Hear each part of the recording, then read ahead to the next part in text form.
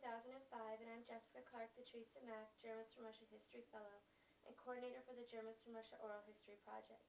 It is a pleasure to visit with Alice Buck in we're in Streator, North Dakota. Alice, last time we had the interview, we ended right before we got to the subject of play, so I figured we'd start with some pastimes, activities that you did during your childhood. Who did you play with as a child? Was it your sisters and My brothers? sister and brother. Okay. Mm-hmm.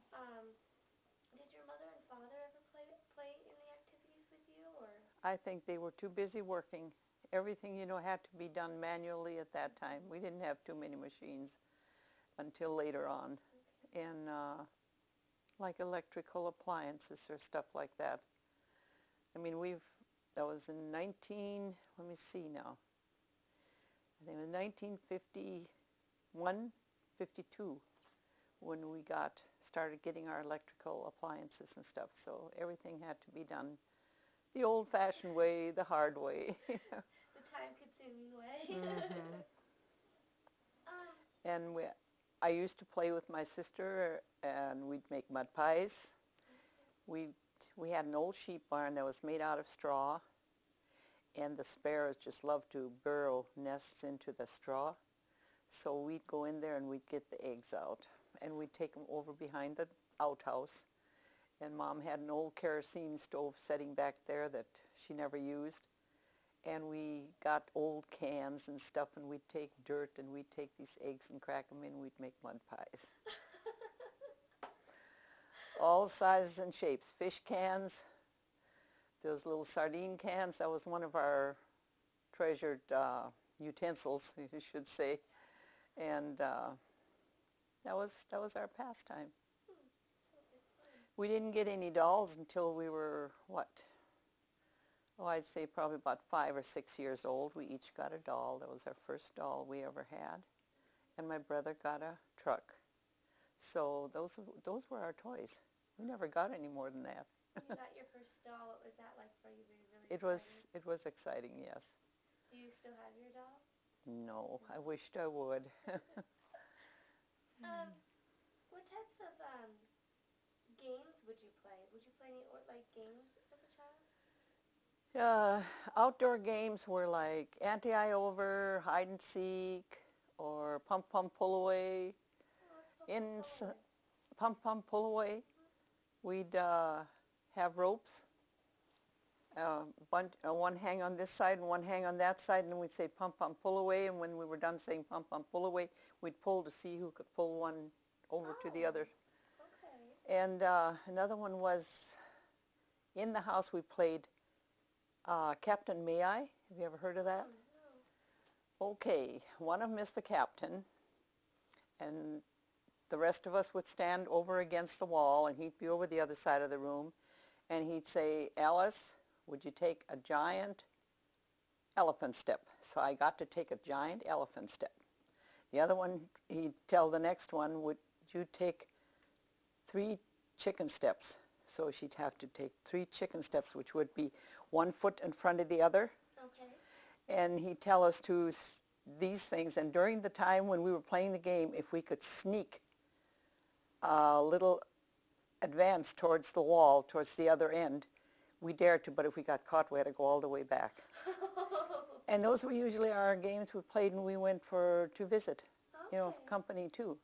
So Sounds like a lot of fun. we had very simple games. Hey, Nothing like Yahtzee or... Once I was older, you might say I was in the 8th grade, then we started getting canasta. What's that? And a lot of our parents wouldn't let us play cards. Okay. So canasta was a game that we played. I can't really explain it to you anymore because it's been years since I played it. Is it like a board game? Or No, is it's a card game. It's a game? card game, but it isn't with regular cards. Oh, okay. So it was okay to play yeah. that because it was a different type of card. Okay. Yeah. But the regular playing cards, that was a no-no. Okay. In Is our that because of religious reasons? Yes. Okay. Mm-hmm. Yep. When you were a kid, where was your favorite place to play? Where did you find yourself My favorite playing place. the most? Out in the pasture, where an old farm used to be.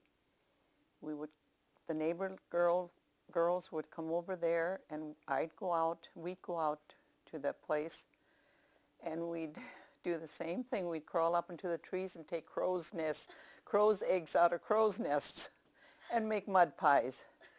And my brother and the neighbor's boy would catch gophers with a trap. They'd cut their tails off and let them run. They figured they could grow another tail, because at that time you got paid a penny a tail. And they were making themselves money, and they figured if they let the poor gopher run, he could grow another tail. Oh. Oh my goodness. The things people do in their childhood. Yeah. And another thing we liked to do was our Sunday afternoon entertainment was go to the hills and pick there are cactuses that grow on the hill that are all full of stickers, and they grow little flowers, and then they turn into sort of like a fruit type thing. We called it a date. We called it a cactus date, is what we called it. I don't know what the true name is for it. But when they were ripe, we'd take a knife along out and we'd dig that out of there and we'd eat it. And pick crocuses in the spring. Oh, that was another thing. Let's see, did you have any pets when you were growing up? Oh yeah, we had little kittens and rabbits. My dad would, if he'd be out in the field working, all of a sudden he'd see a little baby rabbit scurrying, and he'd go and he'd catch it and bring it home, and we'd feed it, and we trained it as a pet. Oh. And of course he also raised tame rabbits. Okay. So those were some of our pets. And kitties, dogs. Sometimes we'd probably have a pet duck. Did you ever name your pets? I guess we did at that time, but I just can't remember what we'd call them or what. But okay. It's not like now. Leroy would name every one of his cows in the barn, and he'd know exactly which one was which. I used to name my parents' cows as well, so. How about sports? Did you play in any sports, like organized sports? No. Mm-mm. How about any clubs? Were you in any clubs, like 4-H or anything like Yes. I started Girl Scouts in Streeter, but I was only in it for a year. But I've been a 4-H teacher. I was a 4-H teacher for 20 years for my own children. Yeah. What types of things did you do in Girl Scouts? In Girl Scouts, learn how to sew, how to make different stitches. Let me see what else did we learn at that time. You know, when you started a sewing project, it did take like several meetings to complete it, so we probably didn't do too much, because I don't think it was a whole year that Leona and I were in this Girl Scout thing. You know, I'm interviewing Leona. Are you? Yeah, I think next week. Oh, okay. That's just a side note. How often would Girl Scouts meet? It would be once a month. Once a month? Yeah, Okay. like 4-H. Okay. When you were growing up, did your parents ever tell you any childhood stories or bedtime stories or evening stories where they would share like a fairy tale or a story from their past or something like that? They did. I'm just trying to think now. Which one that my mother told me? Dad, of course, wasn't a storyteller. He never had time to tell us stories. Mom would once in a while, just while she was working. I mean, we were around, she would tell us. But I can't think of any now. I just can't think of any. Okay. Wished I'd have known this ahead of time. I'd have thought of some. We could kind of let that one float. If you Okay. think, yeah, if you think about it, we can come back. How about any rhymes or little short prayers or sayings that your family said often? Was there anything that... There was a saying that Mom would do. She'd sit a person, when she'd have a little child around, she'd sit him on her knee and she'd bump up and down with her knee and she'd go, hopsa, hopsa, resele, trova stede, schlesele, gucken drei mit dem raus, eine, die spinnt weiter, eine, die spinnt seide, und eine spinnt der rote Rock. Vater, whoever she had sitting on her lap, she'd say if it was Rosa or some Rosa Stingerbock, they say. Okay. And what that said,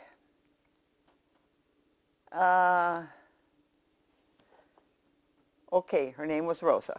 She'd say, hopsa, hopsa, resele. That she'd call her resele instead of Rosa. Okay. And then she'd say, Droa steht a Gugu's house. That's some kind of a house. Okay. And 3 damsels are looking out of it.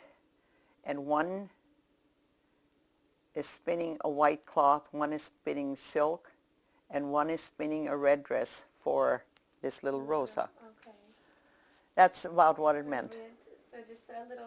Just a saying, and in German it rhymed. Yeah, had a and, nice little beat, and so she's bouncing on your lap. Yeah. So, anyhow, and Bible stories, yes. My mom had bought a book. It is a 3-piece book about the life of Christ. Okay. And in the evening, she'd have us sit around the table, and each one of us, there were 3 children, so each one of us got a book. And we got to read in this book. And that's how she taught us, I guess, the Bible stories.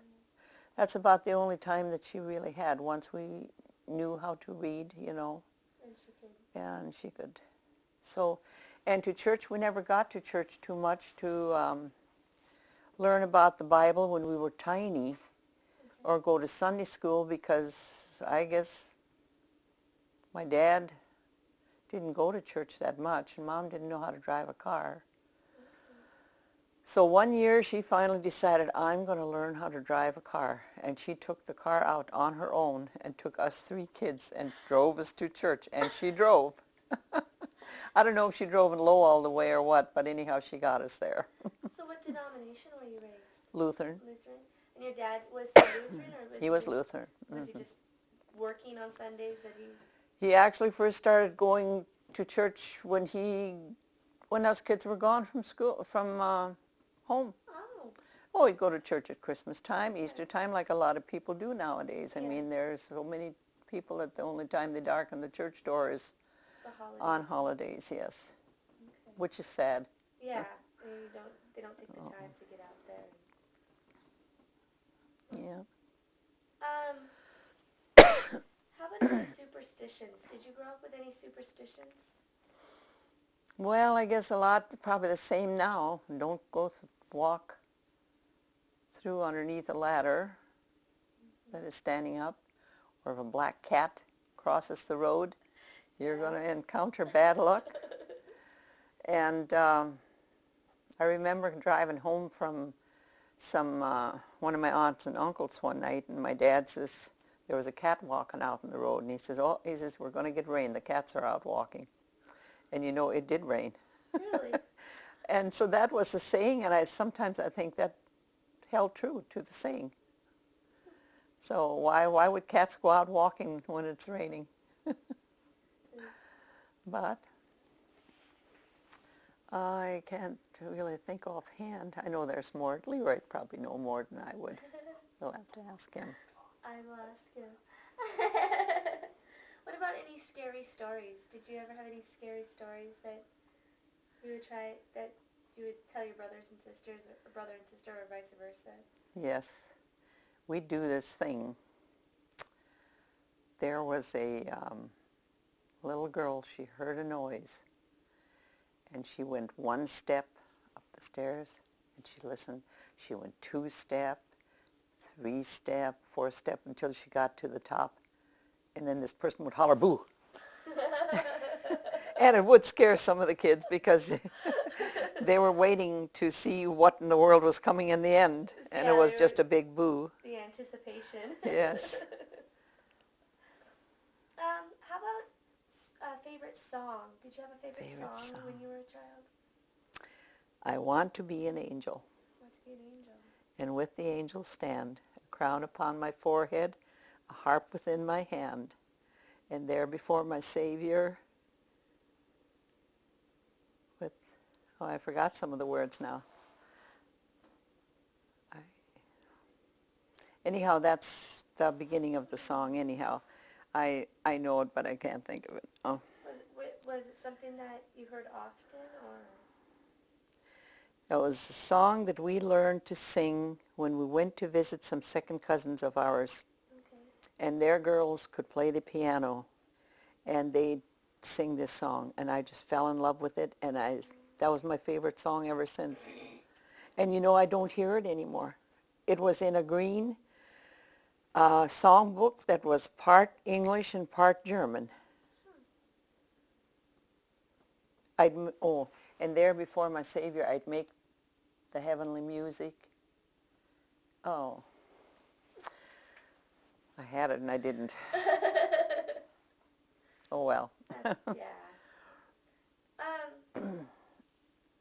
Was there any music or entertainment in your home as a child? Somebody play an instrument, or? My dad played the organ, and he taught us how to play. Okay. Could you read music? So no. It was just all by ear? Learned it all by ear. Tried the guitar a few times, and I could do a few notes on it and whatever. And I preferred the organ. Okay. Then when I was 15, my dad bought our first accordion. It was a second-hand accordion, and we learned how to play accordion, my sister and I.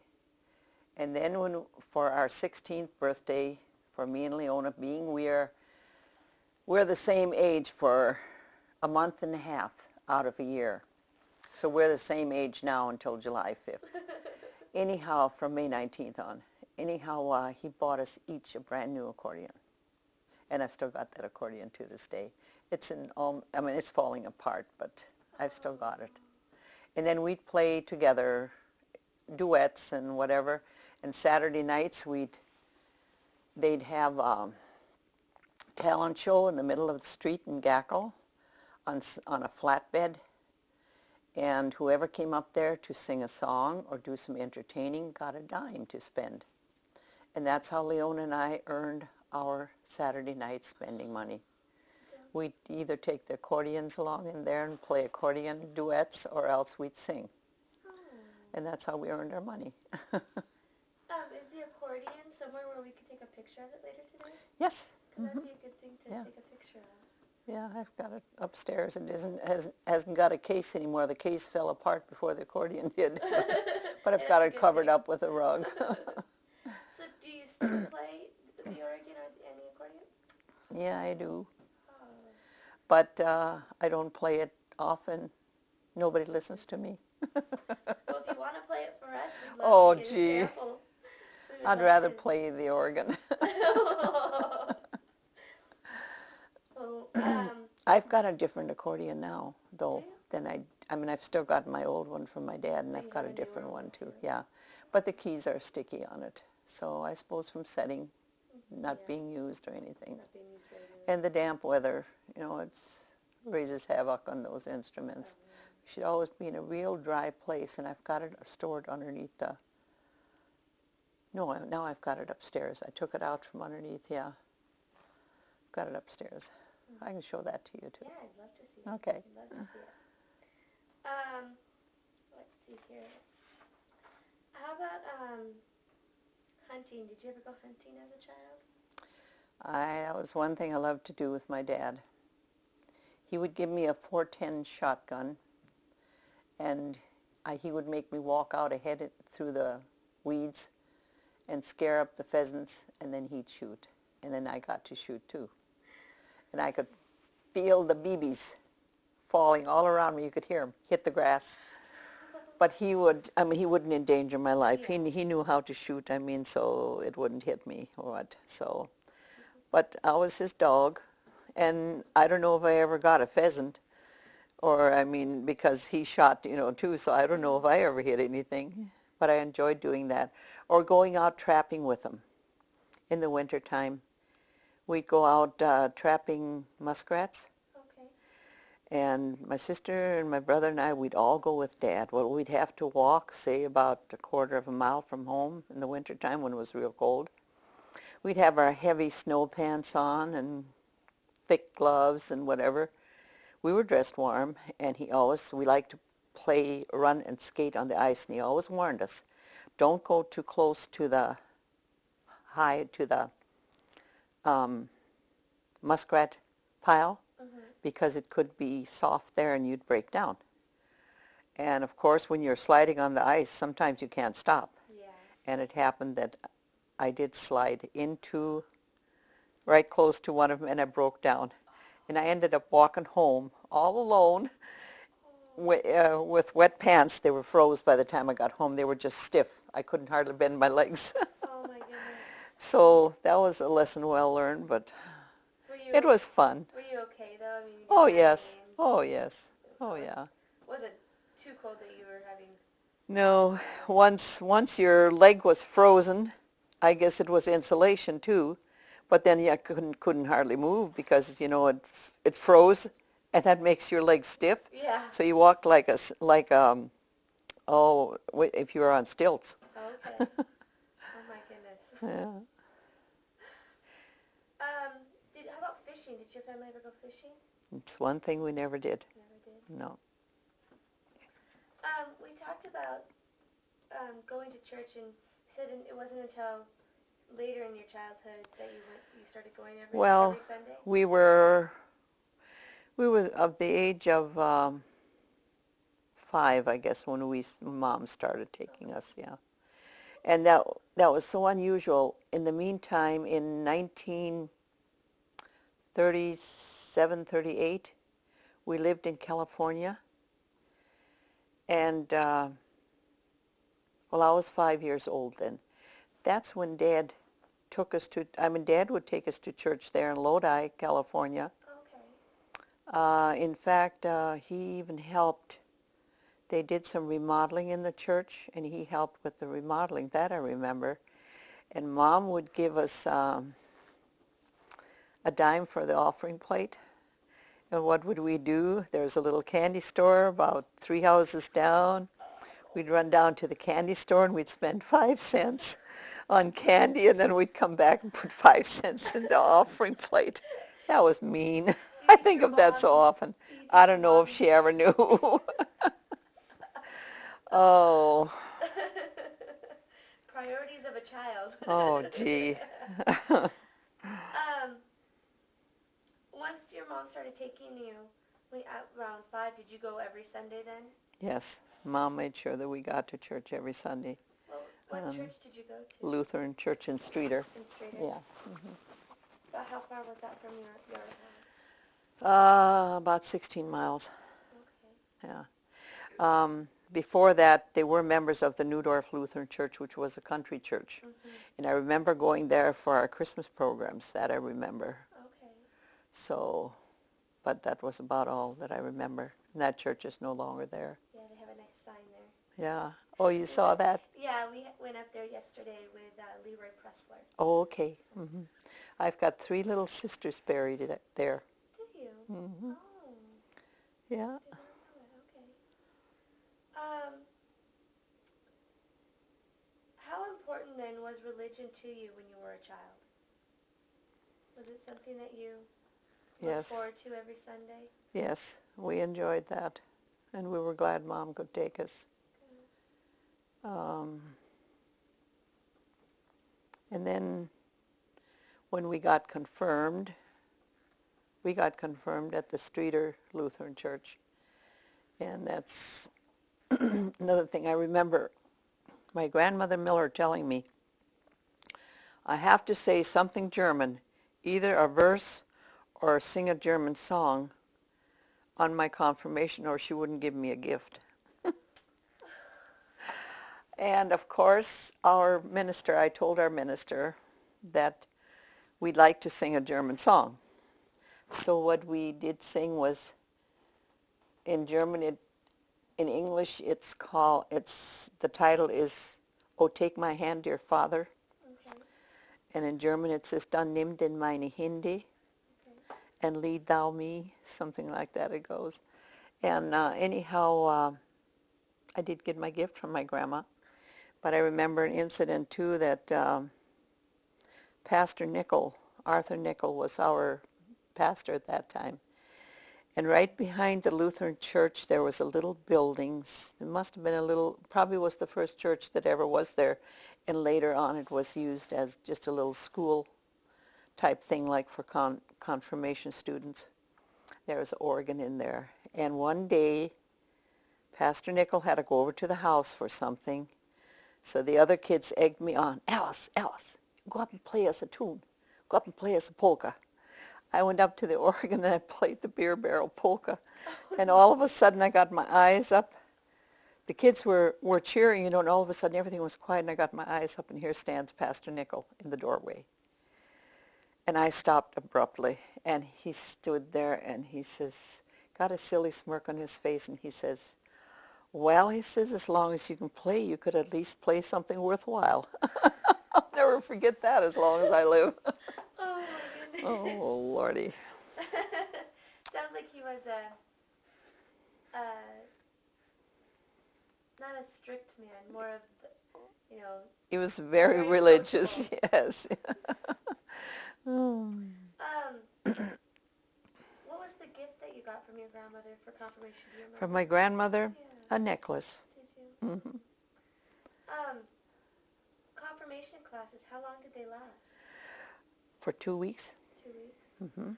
And what were the expectations? Did you have to memorize them? We had to memorize the catechism, Okay. the Lord's Prayer,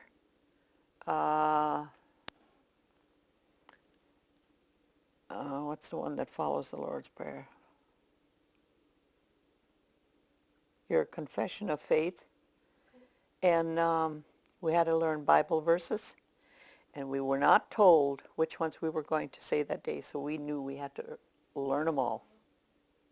Nowadays, they assign you one, and that's all you learn. I says that has become so lax. So very lax.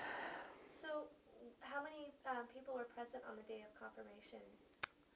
I've got my confirmation picture. Is there a dozen on there? I think there's about 12 on there. I have that, actually. I need to get that back to you. Okay. I left it on my desk, so I'm going to That's okay. Don't worry about it. When you got up in front of the congregation, how large of a congregation were you presenting? Well, in those days, the church was full. Okay. Because confirmation was sort of a deal that you invited your aunts, your uncles, and of course your grandparents. So by the time you had your aunts and uncles from both sides, and every kid had that, the church was full. Yeah. So was that pretty scary, getting up in front of everybody? Gosh, I don't ever remember being scared. I really don't. Did your family have like a celebration afterwards? Yes. Went to my grandma's place that lived in town, Grandma Kamara, my mom's mom and dad. And Mom would prepare a bunch of food and bring it in there because we had confirmation in the morning and in the afternoon. Oh. Well, it was two services. Really? Okay. So we didn't get by so how would you say, laxly? Yeah, you had to do it twice. So. Yep. Would you get different verses then? Have to recite different verses in the morning and the afternoon? Yes. They were always different. What was the meal that they would serve for a confirmation party? Okay, my mom would make like potato salad and glorified rice and probably sausage, some simple meat, or chicken. Chicken was another one that they had. What is glorified rice? That is rice that has some instant pudding and whipped cream in it, and fruit, cocktail fruit. That's what they call glorified rice. Or sometimes she made pineapple rice, whichever. And then they always had vegetables from the garden. Like usually at that time there was probably some radishes that they could use, or green onions. That was always sort of a staple in those days. got the necklace from your grandmother, did you get any other gifts from family members? Oh, yes. I got from my godmothers, I got gifts or money. Okay. And if we got $1, we thought we were in heaven. And now $5 doesn't even face people or kids. It's sad. But I got money, and in fact, I got 2 necklaces, one from my one sponsor, my Aunt Martha, and my Aunt Lydia. Beer, I got $5, which just was out of this world. I thought I became rich. Yeah.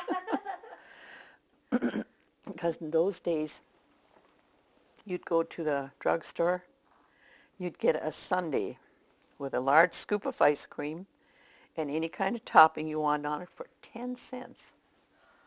Oh, my favorite was root beer topping. Have you ever tasted root beer topping? I haven't. Our druggist in Streeter made a syrup out of, well, in fact, I think what he probably did, he used white syrup and added root beer flavoring because it was of a thick consistency like syrup. And was that ever good? Man, oh man. And he used that when he made his malts or his milkshakes.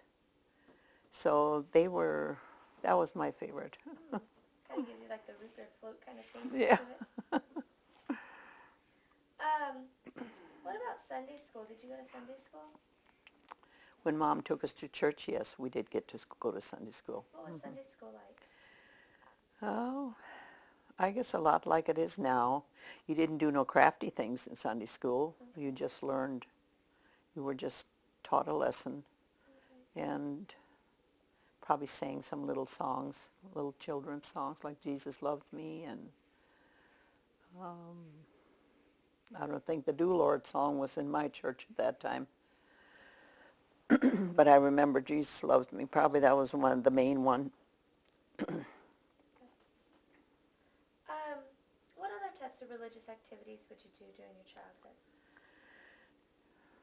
Well, we didn't have Bible school, so I just nothing really. We did go to revival meetings when we were going to high school, my sister and I. They'd have revival meetings at the Baptist church. In fact, that's where I accepted Jesus Christ. Okay. And I've still got my little cross with it written on there. And I didn't know that I had mailed that to my auntie in California. And because she knew the minister, the Reverend Splinter, that was the minister at the church for the revival meetings. They were good friends of theirs. And here when we were out in California to disperse of my aunt's things, she gave me that. So I've got it again. Well, we'd love to take a picture of that too. I'll find it. I think I've got it in her Bible. I'm not sure. I'll have to look. That'd be a good thing to add to it. That's great. That she hung around to it. Were there things that your parents, you mentioned cards, were there other things that your parents restricted because of religious reasons? Oh, swearing. Didn't dare to swear. And you weren't supposed to tell lies.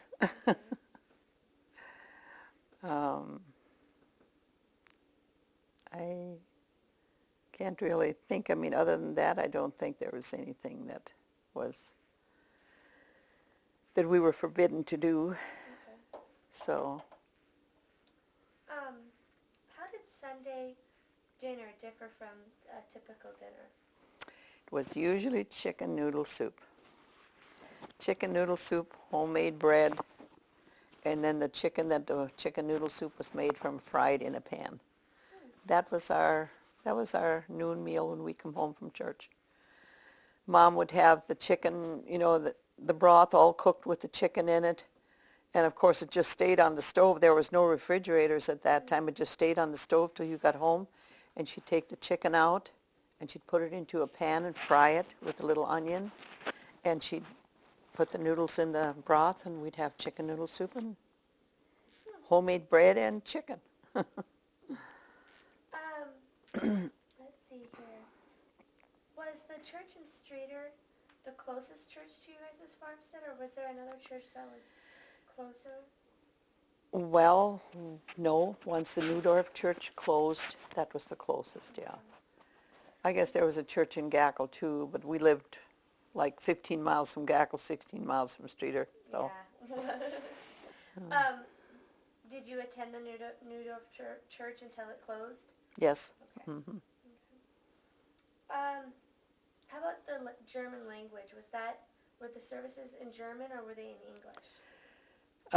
In Newdorf church here on the farm, they were in German. Okay. They were in German. I remember Reverend Hoyer was the last minister that I remember there. Okay. And then when we started Streator, Pastor Nickel was the pastor, and he preached English, yeah. Okay. And after that, we had a Pastor Hanselman, and that was the only ones I remember as long as I was going to church there, was Pastor Nickel and Pastor Hanselman. So did pastors change quite frequently in the small towns? You know, I just really can't recall. Probably 10 years, Okay, so not too. I wouldn't think that's too much. No. And Pastor Hanselman is the one that wed me and Leroy. Really? Yep. And after that, I started going to Leroy's church.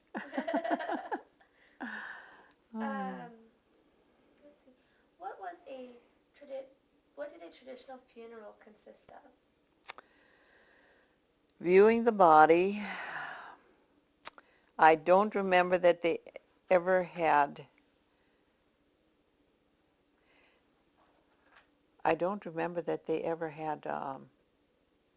Prayer service in the evening. And as far as a little girl, all I remember is just going to the funeral, viewing the body, and afterwards they would bury him. Okay. Like the Newdorf Lutheran Church, Mm-hmm. It had the cemetery right to the north of it. So it wasn't all that far. And prayer service, like they have now the night before, I don't remember any of that. Sometimes they would have a service, the minister and some of the brothers and sisters would come to the house, and they'd show the body there, to people.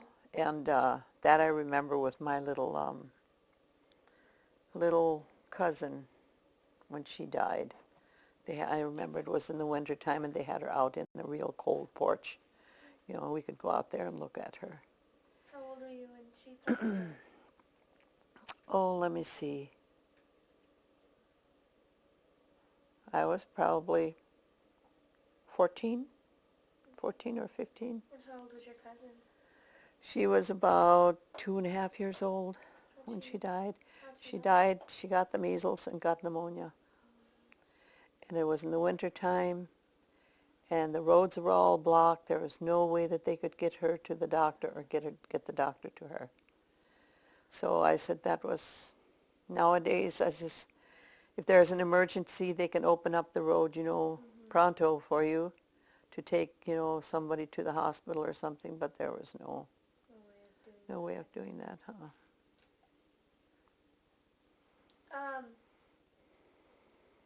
On a lighter note, what was your favorite holiday growing up? Oh. They usually had sort of a parade on 4th of July every year. And my dream was always to ride in the parade on a white horse. And me wearing a black outfit and with a black saddle on the horse. That was my dream. Did you ever Never came true. Never came true? Never came true. No, the only horse I ever got to ride, and I didn't get to ride it in a parade, was old Foxy out into the pasture. And I take it Foxy wasn't white. Nope. He was sorrel. Well, for the Streeter Centennial, you should get up on a white horse in your Yeah. black outfit and ride down. I could just see me. Leroy thinks I could it's a just good see me. idea. Oh, Lordy. Oh. What types of activities would the towns have for 4th of July? besides They'd the have parade? kiddie races. They'd have bicycle races. Free watermelon. That I remember. Other than that, I guess I was so involved in kiddie stuff that, and firecrackers, of course. We got to throw firecrackers. And in those days, you know, they weren't quite as strict with firecrackers as they are now. Yeah.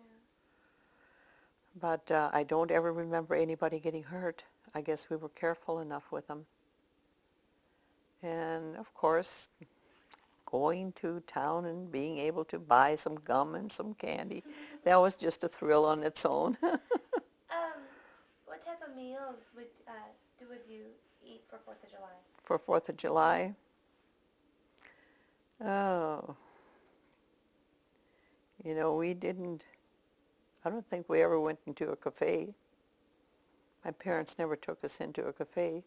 I think we'd go down to my Grandma Miller's place or my Grandma Camera's place, and we'd have, like, some mom would buy sandwich meat and stuff, and we'd take it down there and we'd eat there. Okay. Other than that, I don't ever remember them making meals, you know, like nowadays. Many times the community will serve a free meal for the people, just as, how would you say, community treat or whatever. And I don't remember any of those. I really don't. The kiddie games that you mentioned, would you participate in them? Oh yes, oh yes. What types of games did they have? I was noted for running fast. That's why they called me Speed. So you were a good racer. Oh. Let's see here. How about Christmas? How would your family celebrate Christmas? Okay, that again, at my grandparents' house, first the church, and then to my grandparents' house. Okay. And I remember real well one Christmas at my Grandma Camera's on the farm. They had somebody, I don't know which one of my aunts it was. It had to be one of my aunts. And I still don't know to this day which one it was. Dressed up in an old raccoon coat and a cap, and had pulled down over her face and sort of a shawl or something tied close so we couldn't see her face. And she come in with a sack with toys in it. And I remember my mom, this person had a whip. And I remember my mom reaching her hand out, and she says, "Don't you have anything for me?" And he took the whip and slapped my mom's hand. I'll never forget that.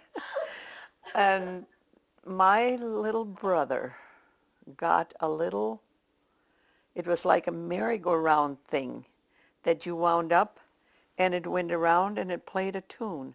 I'll never forget that. And Leon and I each got a set of dishes.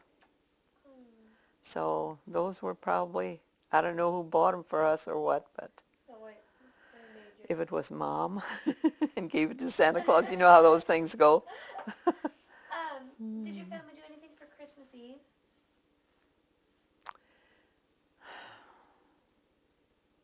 Not really, except go to the Christmas program at church. Yeah, that's about all. What's the Christmas program like? Well, you had to go up there and say your piece. Yeah, you had gotten a little verse to say, and then you had to sing songs. And after it was all over with, and then we each got a nice big sack. And those sacks were about so tall and about so big. They were about 3 times the size they are now that you get in church. We got a sack full of nuts, peanuts, and candy, and Sounds like a lunch bag. little yum gums. Yeah. Orange was in there, and an apple was in there. Did your family have a Christmas tree? Never. Never. Never. I remember Mom having a star in the window.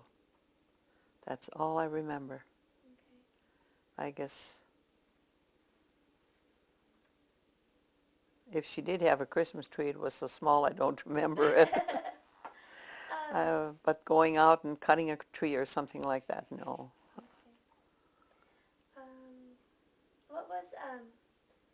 What did Christmas dinner consist of? I don't know that she ever made anything special, but she always made a lot of goodies for Christmas. She'd bake a bunch of kuchen and cookies, all different kinds of cookies, and she'd make a few candy. She didn't make many, probably fudge and divinity was all. And then she'd buy nuts, and right around just before people would go home or something, if we'd have more people at the house, she'd put these things all on the table, and we'd have a lunch. That was our Christmas lunch. And then, of course, they always bought hard candy. You know, those little heart-sucking candy, different kinds. Those were part of it, too. So when your And mom... homemade ice cream. Almost forgot that. Homemade ice cream was a must. That stuff's good. When your mom would make the cookies and the ice cream and things like that, would you help? Ice cream, we always had to turn the ice cream. Then it was a crank type thing you had to do by hand. Okay. And we'd always have to crank the ice cream. And the cookies, she'd let us cut a few out once in a while. But other than that, I guess kuchen she baked on her own. She didn't want any help with that. I don't think she needed any. So. How about Easter? How did your family celebrate Easter? Oh, Easter, we'd set out our little nests. We'd take an old hat or something, or a bowl, and we'd put our name in there. Mom would have a little green grass, this green cellophane or whatever grass, put in there. And I'll never forget, we were living with my grandmother Miller. That was just shortly after we came back from California. And my folks milked cows at my grandma's place until our farm was vacated that we lived on before. When we moved out to California, my mother's sister and her husband moved on our farm and took care of our livestock and stuff because they had just gotten married and didn't have a place to live. So when we come back from California, then they were still living on there, so we had to live with my grandparents. They were still on the farm until they found a farm for themselves. And that morning we got up. There was nothing in our baskets, and we couldn't figure out why. And then my mom says, there's the Easter Bunny left some candy in a nest out in the barn. So when we come out there, she took us out there, and here she had gotten a bunch of rabbit turds, and she had put them into a little nest of hay, and she says, that's what the Easter Bunny brought you. Couldn't believe it. And after we got back up to the house, and she says they're chocolate-covered peanuts is what she called them, and we knew better than that. We got back up to the house. We each got, it was this, what would you call that stuff? It was a paper rabbit. Okay. It's compressed paper, and it was in the form of a rabbit, and he had a pouch or a little basket in front of him, and that was full of candy. So that was our Easter gift. We each got one of them. Sounds like your mom had a good sense of humor. She did. Let's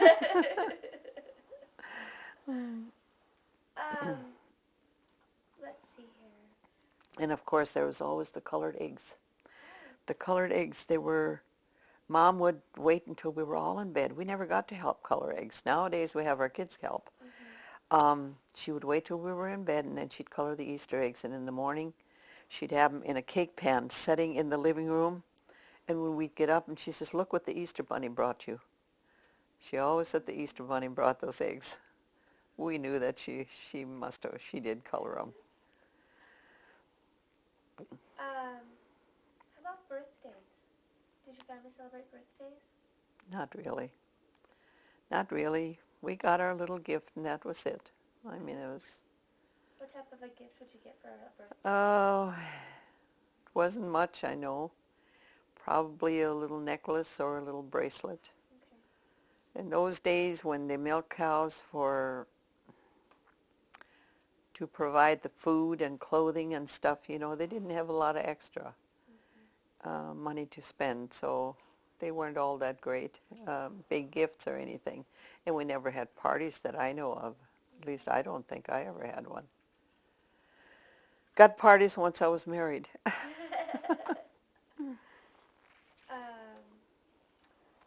about like a sausage party or a communal butchering? Would people come over to your house to make sausages or to butcher, or would you go someplace? We did that once in a while.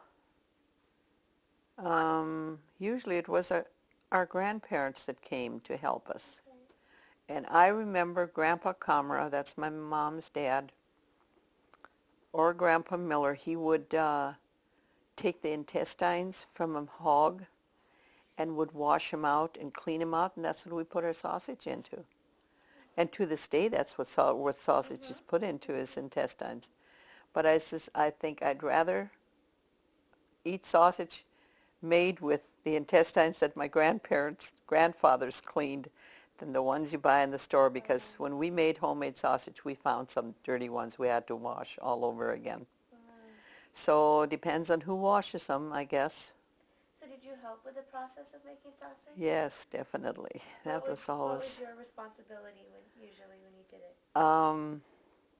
We like to turn the sausage, you know, when it come out of the press, the sausage press, to turn the sausage in a ring. And then we got to measure them off, so long a sausage, and then you got to cut it. And then you took it in the middle and you twisted it.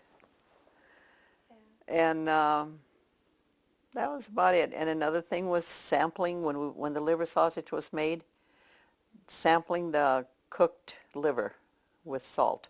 Oh, that was our favorite. In fact, I've got some pictures for you to show you when we were making sausage here. Good, I'd love to see them. How about like a quilting party? Would your mom have a lot of people over for like quilting or crocheting at any time? Not until she was retired, moved to town, and then she would set up her quilts in the living room, and sometimes she'd have some of her friends, her lady friends, would come and help, and sometimes she did them all by herself.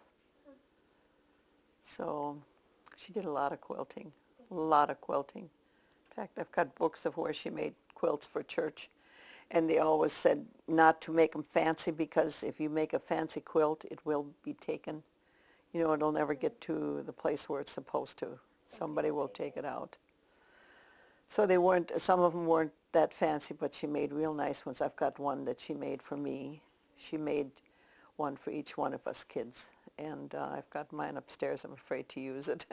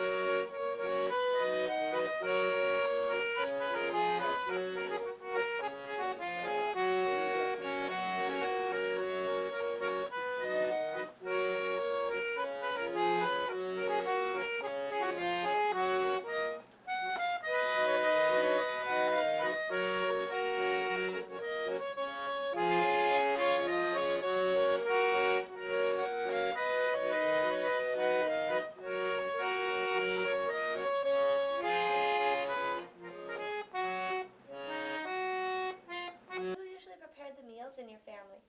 My mom. Your mom. Mm-hmm. Did you and your sister ever help out in the kitchen? Okay, once she was old enough, I was old enough to go out into the field, and my brother with my dad, and then my sister would end up cooking at home because she had a problem with asthma and hay fever so bad, and probably asthma not so much as hay fever.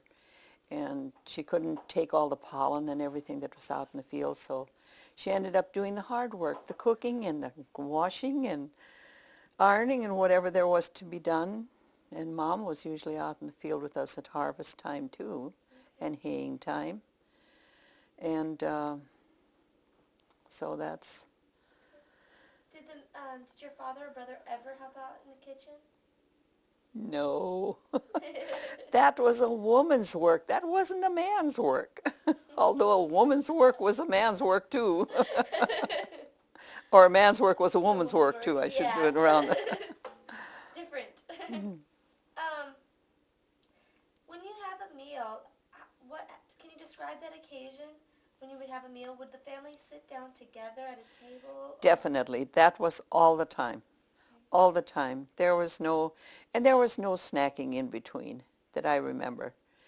Sometimes, like when we were out in the hayfield or something, Mom would have baked a cake, and we'd have water out there, and we'd get a lunch break. Okay. But other than that, I just don't remember that we never ate together. I mean, we always ate together. This was a must. And we had to be quiet when we were at the table. I mean, we didn't dare to talk and chatter like people do now, and a lot of the kids goof off at the table. Yeah. I know that happens at our place too. Or fight, or they don't touch me, or if they sit side by side. Or I know with my little granddaughters here, Madison and Morgan, one will, just for teasing, I guess, would take some of his food and put it over in that kid's plate, and then the fight is on. You have to stop it. At the table, would you have a certain place that you would sit every time, or did that not matter? Did your dad have his spot? Dad usually had his spot, okay. And Mom did too. Okay. And we sat wherever the other 3 chairs were. What types of food did your mother bake most often or cook most often? We had a lot of meat and potatoes and dough foods. Oh, dough foods. Like if Mom would come in from the field and she didn't have time to make a full meal, she'd make what they called unraised dumplings. And they were made with baking powder. And I to this day have not mastered that talent to make those dumplings. And they were good. And she'd cook them with onions, stew a little onion, and put potatoes in the bottom, and then she'd put these dumplings on top. And that was our meal. And Saturday night meal was always milk noodle soup. Really? I don't know if you've ever heard of it. Mom would, when the last cows were milked and we were almost done separating, she would take the milk up to the stove in the house, and she'd put it on low till we got up, and she'd put and when it's come to a boil, she'd put noodles in there, real fine noodles, and that was our milk noodle soup. That was our supper. And you seasoned it with salt and pepper. That was our Saturday night supper because we always wanted to hurry to get to town Saturday night. What were some of your favorite foods that your mom would cook? I'll tell you what, the dough dishes, pigs in the blanket. She made a very good pineapple rice. What was pineapple rice made of? That was made almost like your glorified rice, but instead of the fruit cocktail, you put pineapple rice in. Okay. And it was pineapple, not pineapple rice, pineapple. And what she'd do, she'd take the juice from the pineapple, and she'd thicken it with eggs and cook it and sugar, and then she'd put the pineapple in there, and then when the rice was done, she'd take that, pour it over the rice, and then she'd whip cream, good old farm cream.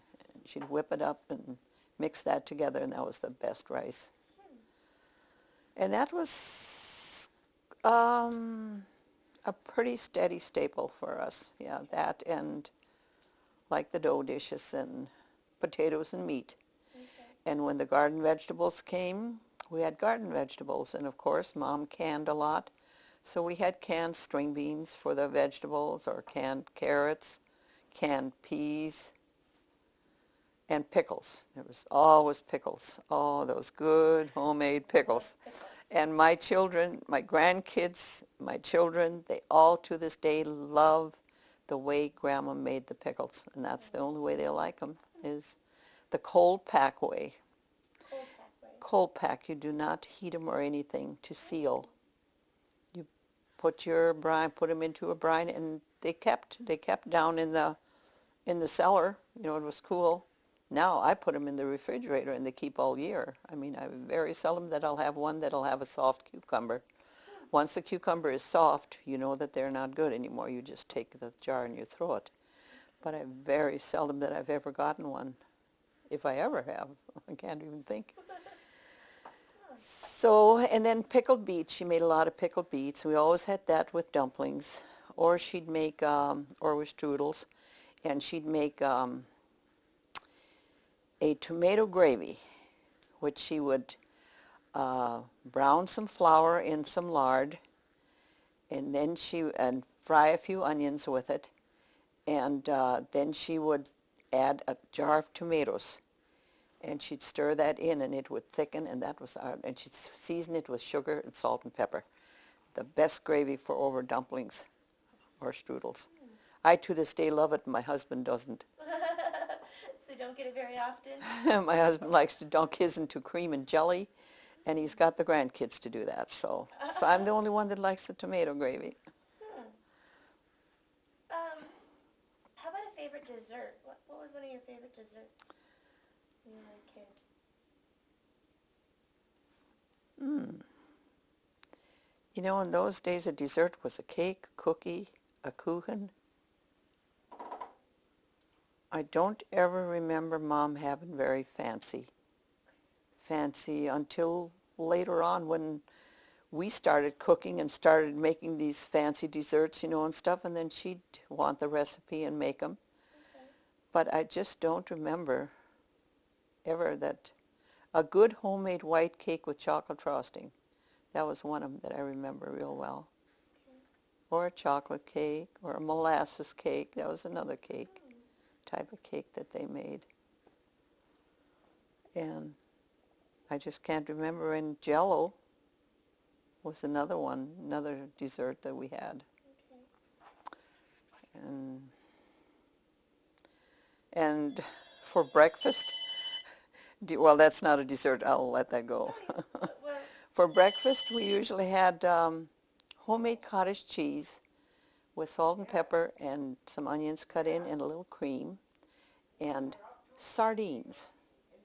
Sardines or liver sausage or just cold cooked fry sausage, and some oatmeal or grits.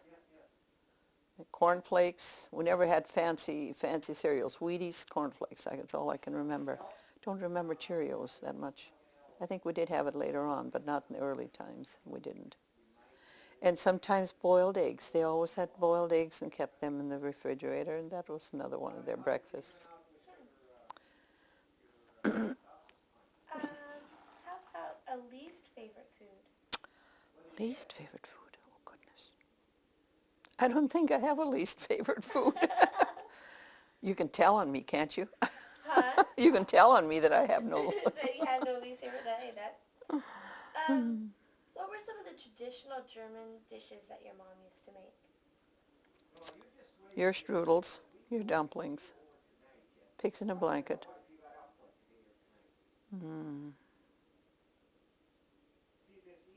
I just can't think of anything else. I mean, dumplings, strudels, cheese buttons. You call them Käseknäffler. Or just plain old Knäffler. Or the unraised dumplings, like I was telling you.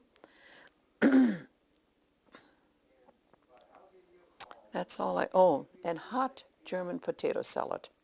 That was another thing my mom made.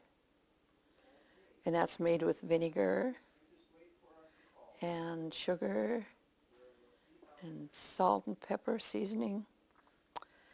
And, and she'd make something that was called, in German you call it fauler Käse. That was a homemade cheese made with cottage cheese, and I don't know exactly, Maggie Pressler makes it too, so when you interview her, ask her about that homemade cheese. But I remember my mom putting pimentos into it to make it give it a different taste, and it almost tasted like Velveeta cheese. Very good. Very good. What about making wine, beer, or root beer? Did your family make wine, beer, or root beer? My dad had a keg downstairs that he made homemade wine in. We had a lot of choke cherries in those days, and sometimes he'd make it with beets. And in those days too, you could buy a lot of grapes cheap. I mean, you know those Concord grapes? You could buy them cheap, and that was a good winemaker too. Or rhubarb wine, that was another one. And they did make their homemade beer, bottled it, and they even made homemade root beer and bottled it. And of course, when we lived in California when I was about 6 years old, or 5, no, I wasn't no 6. I was about 5. And Dad worked for a winery out there. And so he learned a lot of these techniques, you know, to how to make homemade wine and that. But his dad, his father, my grandfather Miller, he made them before, way before Dad. We moved out to California, so he already knew how to make the wine. And that was the first thing he'd do when we'd walk in the door, when we'd come to visit him. He'd go and he'd get the wine bottle out, and he'd give us each a little shot. Just we only got a little half. You know, they had shot glasses about so tall. We got about a half, and the rest of them each got one. That was his welcoming gesture. You've mentioned that your mom did canning. What types of things besides pickles would she? Pickles, string beans, carrots, peas. She'd can meat, chicken meat, goose meat if she had it. She'd make meatballs out of pork, you know, ground up pork, and can them. And she'd can the sausage too that we made. And that was always, you might say, a food that was there when company came unexpected, which happened a lot in those days because there were no telephones to call, say I'm coming. No advance warning? Yes, you just drove in. I mean, you just drove into the farm, and then you better have a meal for them, unless you want to be chintzy and don't want to feed them. But that canned meat was always there to go and get, and you could either make like soup from the canned chicken, or just heat the meat and then make your potatoes and probably a vegetable and have a meal. And of course noodles. Oh, we got to eat noodles too, like macaroni.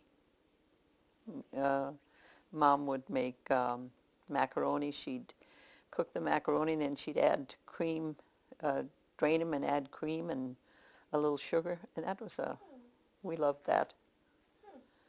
So I don't remember ketchup noodles that much, but I guess we had them once in a while too.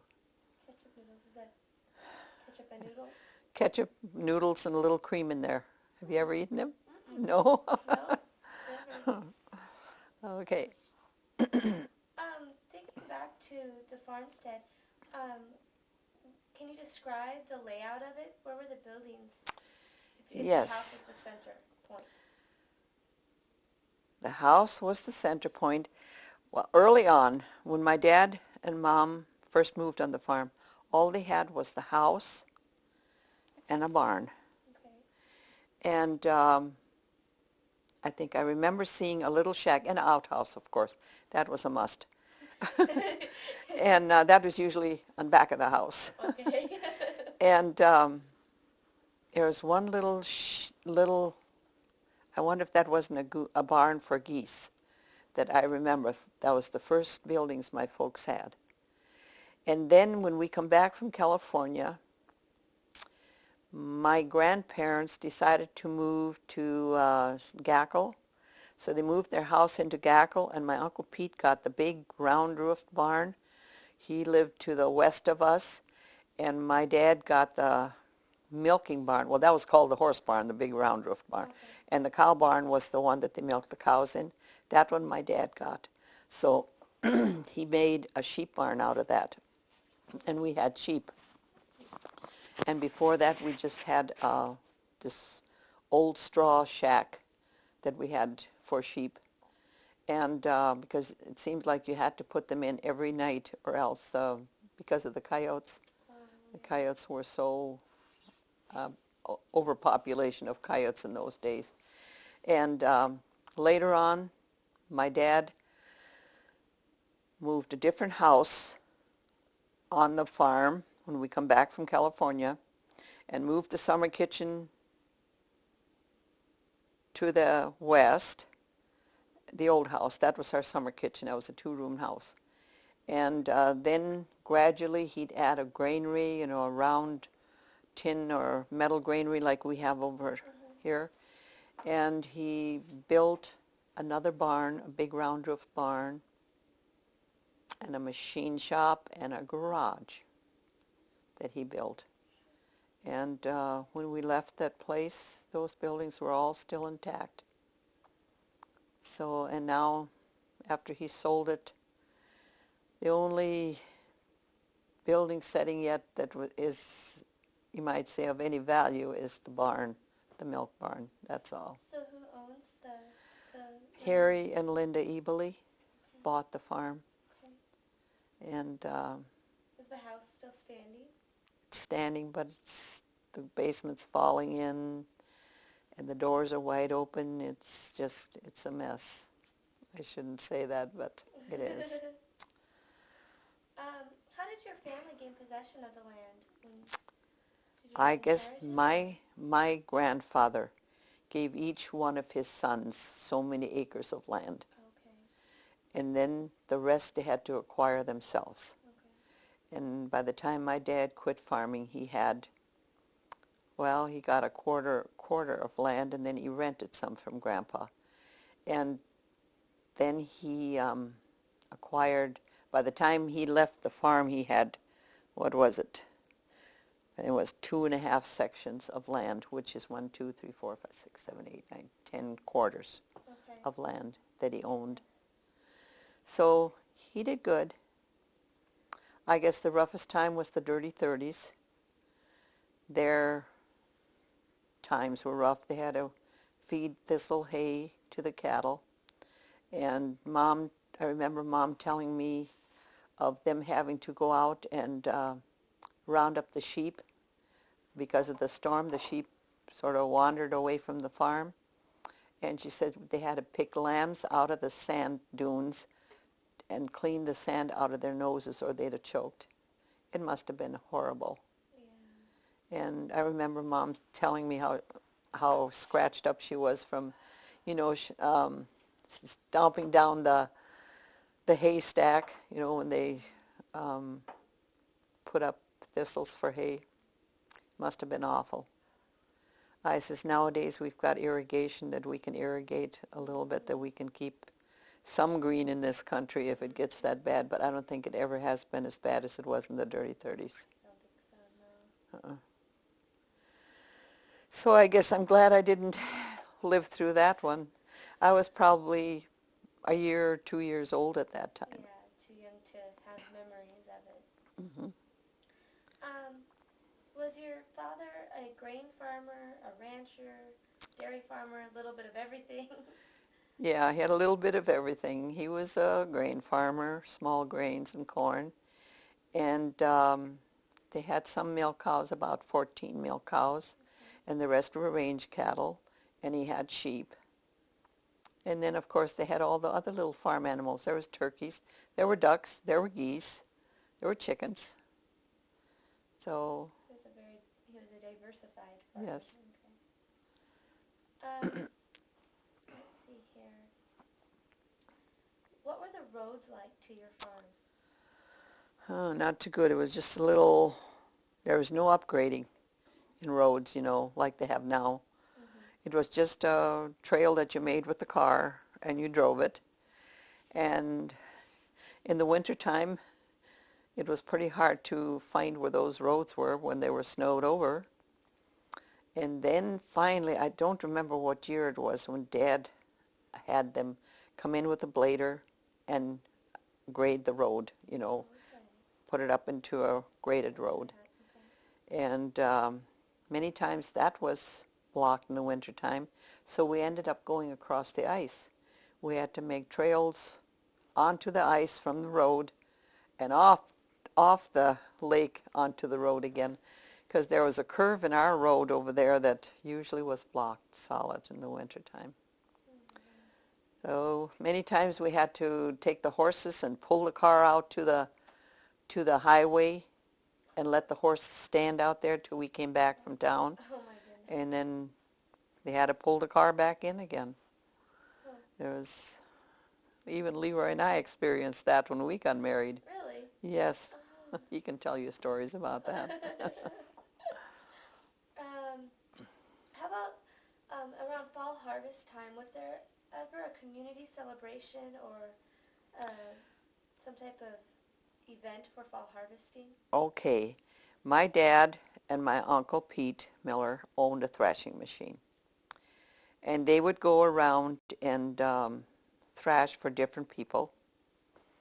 And how they would do that, each person that they thrashed for, they had to help at every farm where they thrashed to haul bundles.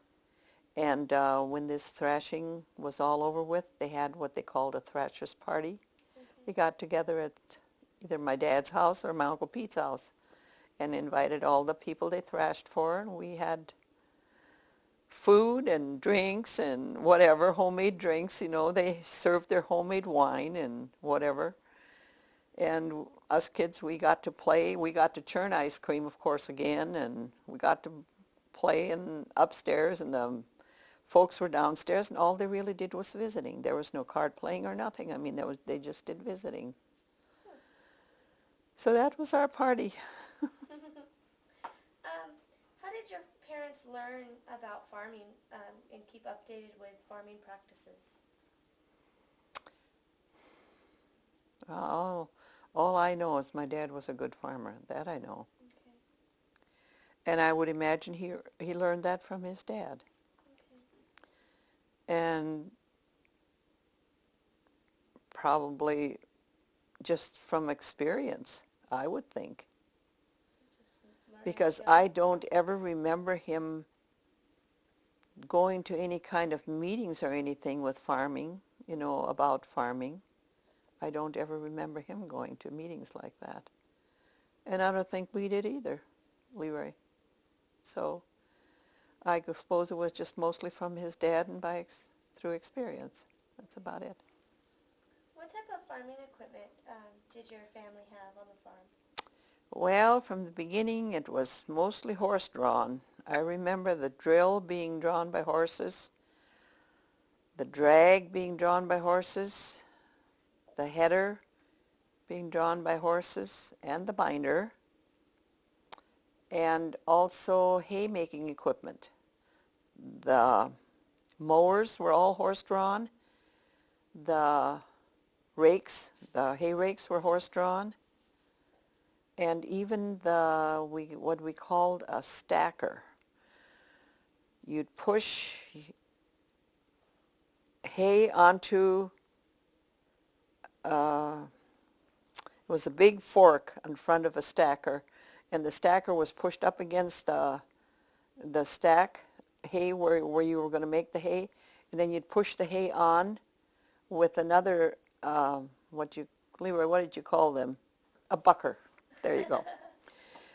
They used a bucker that was also horse-drawn. You had a horse on each side of the bucker, and the middle was sort of like a fork-type thing made of big, thick wooden teeth, and you bucked that onto there, and then you had another horse that would start pulling, and it would lift this thing up, and it would dump the hay on top of the hay stack. And my mom, of course, was up there and stacking it down, stepping it down, setting it around so it made a beautiful round stack. They had to be shaped just so. Hard work. Sounds like it. It was. Sounds like it. When you think about town kids versus farm kids, was there any difference between the two when you were a child? Not from, I don't remember much from experience, but we were always told that we were dumb farm kids. And yet, when it come to, when my sister and I started school in Streeter, we had to attend the 5th grade in there while my dad was taking time off from the farm for some surgery he had to have done. And we lived in Streeter, and the teacher there told us that we were smarter than the town kids. So we knew more. And we were told that later on too in high school. Really? Now, I don't know why the difference or what, but that's all I remember of, you know, but the town kids always thought we were dumb farm kids. Well, that's okay. When you think back about growing up on a farm, what would you say is a positive aspect of growing up on a farm?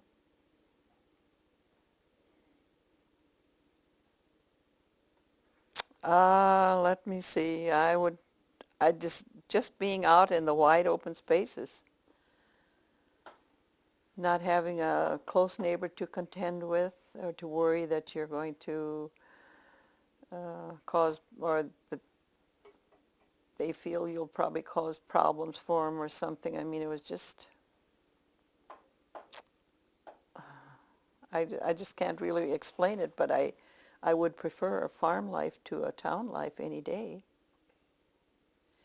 And of course, Leroy and I had those experiences twice. Once we lived in Streeter for a spell. We were glad to get back on the farm. Then we lived out west. We were glad to get back on the farm. Big difference. So I think I would prefer a farm any day. What would you say is a negative aspect about growing up on the farm? The negative. I don't know. I really don't know.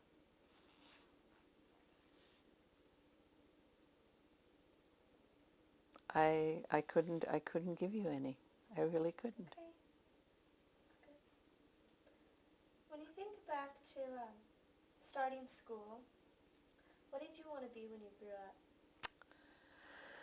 Well, when I was old enough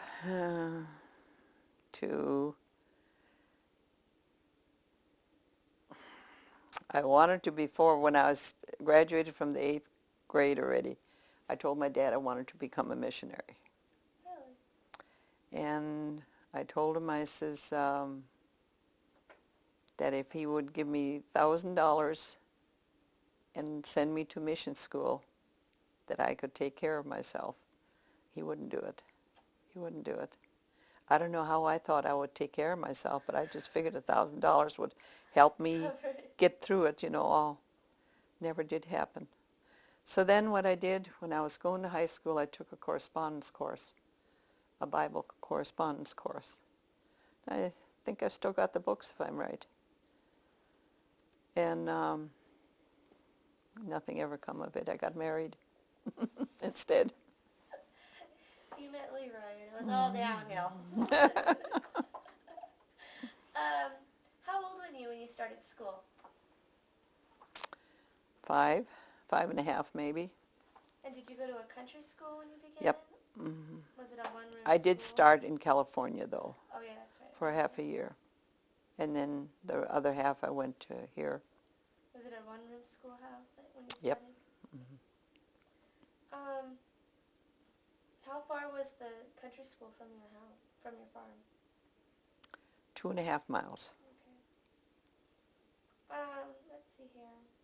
When you think back to school, what is the best memory you have of going to grade school?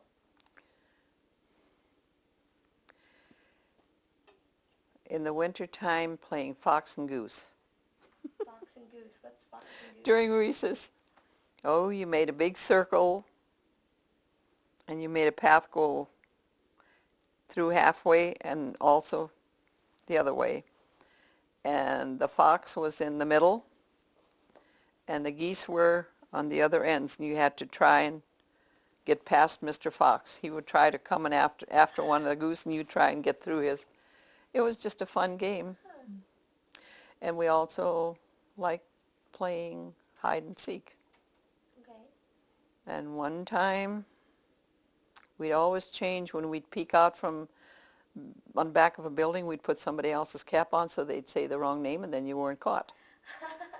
And this one guy, his name was Sonny Morlock, Edwin Morlock, he borrowed one of the gals' caps and pulled it down over his face, and he was going to run for the base and see free, and the cap kept coming down farther and farther, and he smashed right into the barn and cut his face. His face was bleeding. All of a sudden he backed up, and he was just one bloody mess. I'll never forget that as long as I live. We always teased him. Later on he moved the barn. Oh, did he have to go to a doctor? Or No, in anything, those days you don't go to a doctor. You doctor it yourself. Doctor it yourself. And another thing was one teacher that we had, Reinhold Ketterling. He would bring his old Model T car. He'd come to school with it. And he'd have a big, long sled on the back. And he'd sit 3 or 4 of us on there. And then he'd take us riding up the hill and give us rides around the schoolyard with the Model T. You know, they had such thin tires, so they could get through snow pretty easily. Yeah. And we had fun that way, too. That I remember real well. Do you remember who your favorite teacher was when you were in grade school? Her name was, I had 2 favorites, if I can mention them both. Yeah. One's name was Betty Anderson. Well, she was Betty's. At that time, she was still Betty's singer. But her husband was killed in a freak accident while she and he were walking on the road. A pickup came along and hit him with the side view mirror and knocked him down and killed him and threw her into the ditch. And it was after that that she came to teach our school. And of course later on she got married to one of our neighbor boys by the name of Jelmer Anderson. So she was Betty Anderson. But she was Betty Singer at the time when she was teaching our school. She was one of my favorites. And what was her name again? Krenzler. I don't think it was Mary Krenzler. It was a Mrs. Krenzler anyhow. Why were they your favorites? There was just something about them that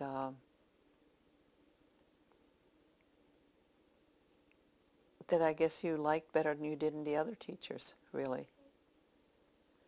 They were very thorough with their teaching and could explain things real well to you if you needed help. And they just had nice personalities too, very nice. When you think back to the schoolhouse, what did it look like? It was a big square building. In fact, my parents moved it to Streeter and made a house out of it. Really? Mm-hmm. And they've got one original room in it that was the coat room that you hung your coats into. That window and everything is intact yet. It was just a one-room schoolhouse with a teacher's desk and students' desks, and it had a big stove right in the corner that was stoked with coal. You put coal, you burned coal in it, and wood to start it. And then it had what we called our library. You opened a door, well, let me see now. The stove was in this corner, and you went into the cloakroom, and that's where we had our washroom too. You had to wash your hands before you ate dinner. Okay. And when you went bathroom, you had to go in there and wash your hands. And right next to that was a door, and you opened that up, and that was a library. We had all our books in there and everything. So that was sort of a neat thing. And then it had an entry where we set our boots to. That was about all there was to the schoolhouse. Do you remember what type of books you read when you were in school? I wonder if I still don't have some upstairs. I read Tom and Jerry books. Did you? And Dick and Jane from the beginning. And then, of course, there was Heidi. There were just library books that you could read. Oh, let me see. Then, of course, you know, you had all your textbooks, too, all the way from reading to history, geography, health, social studies, yeah. So, in government, you had all these books, you know, in the library.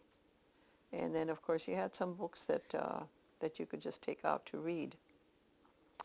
What type of school supplies? There were a lot of poem books in there, too, I remember. Poem books? Yes, and we had to memorize a lot of poems. Poems like Annabel Lee and, there's some other ones. We had to memorize them by heart and had to recite them, which they don't. I don't think they do that nowadays anymore. Very often, no. And then, of course, we had our phonics. That was always a must. And I think that helped us a lot in pronouncing words and stuff. What type of school supplies did you need? Supplies. Well, see, we had to supply all our own, so it was a writing tablet, pencils, eraser. You made sure you had a good eraser. Didn't dare to use ink. Well, we did have ink pens, but they were the type where you dipped into ink and then you wrote, and you had the little ink pot right in the corner of your desk. Oh, okay. And the little kids didn't dare to use them, but the older ones could use that. But it was mostly just plain old lead pencils that we used. And glue, the school supplied. The school supplied. Didn't have to get our own. And construction paper, they supplied too, but you had to bring your own tablet, you know, to do your schoolwork on. Okay. When you think back to having 8 grades in one room, how did the teacher teach 8 grades in one room in one day? Unreal. Even I did that. She just had her regular classes, and you paid no attention to that. You just kept on working if you wanted to learn or do your homework. That was, I guess we never knew any better. Mm-hmm. That's just the way we learned. What time were you expected to be at school? 9 o'clock sharp. And what time did school let out? 4 o'clock. Really? Mm-hmm. Okay. What would you do for the noon hour? The noon hour, that was our longest recess. After we were done eating our lunch, we could go outside and play for a half an hour. Okay. And then by 1 o'clock we had to be back in again. And we started school again. Then we had one more recess in the afternoon. We had one in the morning before dinner and one in the afternoon before we let out. Okay. So we actually had 3 recesses. Okay. Of course, that was our favorite time of the school. For noon hour, what types of food would you have for a lunch? Oh, usually it was a sandwich and probably a cookie and an apple. Okay. That's about it. And how did you carry that to school? In a lunchbox. Okay. Mm-hmm. And during the years of the WPA, we got school commodities. Okay. And they were like gallon jugs of, or cans of peaches. And they were all peaches that were not sweetened. They were canned just with their own sweetness. And then what we got was some canned milk. And what you could do is just pour some of this canned milk in with the peaches to eat it. I just hated it with a passion because there just wasn't enough sugar in it. And what was some of the other commodities that we got? Plums.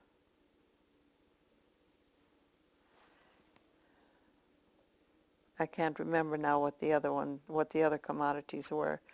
But anyhow, then we had to bring ourselves little dishes to school that we could eat the peaches and the teacher would give us. Oh, that was in the years when things were real tough. So, and the men had to work on work for, what does WPA stand for? I don't even know. Progress Administration. Okay, a lot of farmers had to work for that. So.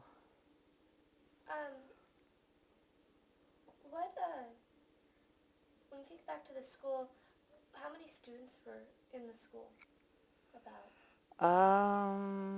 I'd say probably about 12. Okay. Were there more boys than girls, or about equal, or? About equal, yeah. Okay. You mentioned your phonics and pronouncing words properly. Could you speak German in school, or was it just English?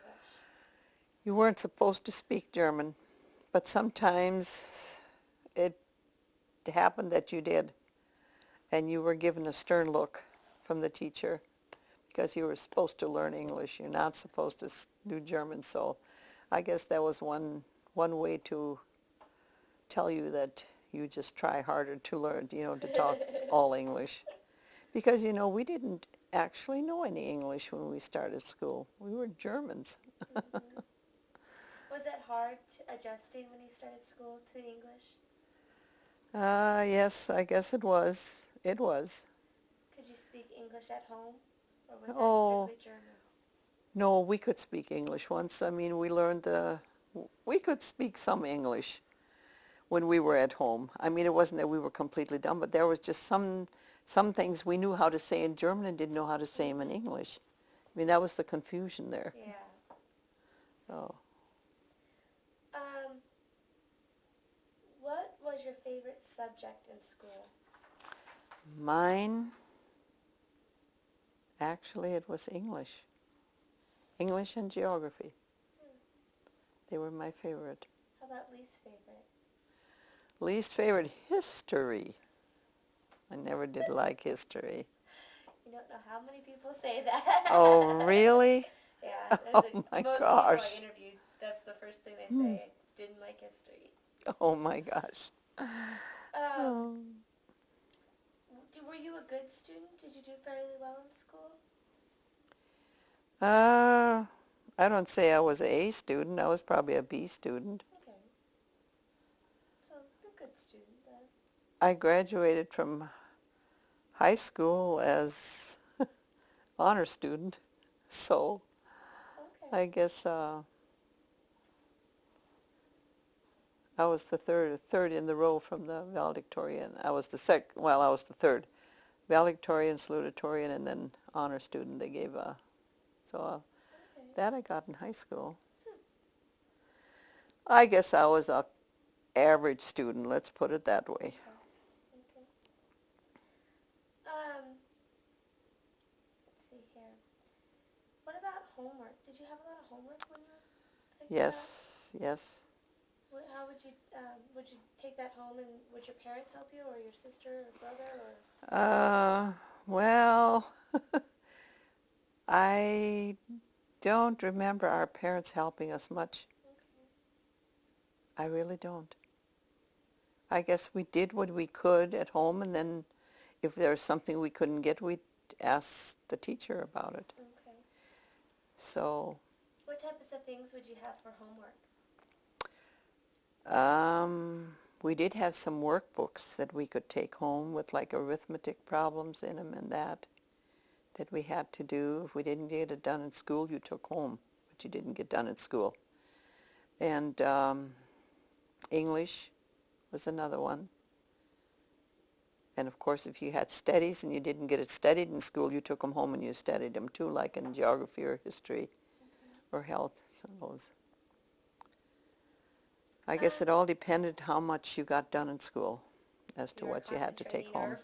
And you knew what time your certain class was. So you knew which one you had to learn first or know first, get done so first. If you had time to possibly work on your last Yeah. subject. How would teachers discipline a student who was misbehaving? Make him stand in the corner, or she'd put a circle on the blackboard and put his nose in there. He'd have to stand there with his nose in that circle. Okay. I don't remember that happening too often, though. Did you ever have to stand in the corner? Not that I can remember, except that time when I got my mouth washed out with soap in California, when I teased a little girl. Yeah, I think I told you about that. So.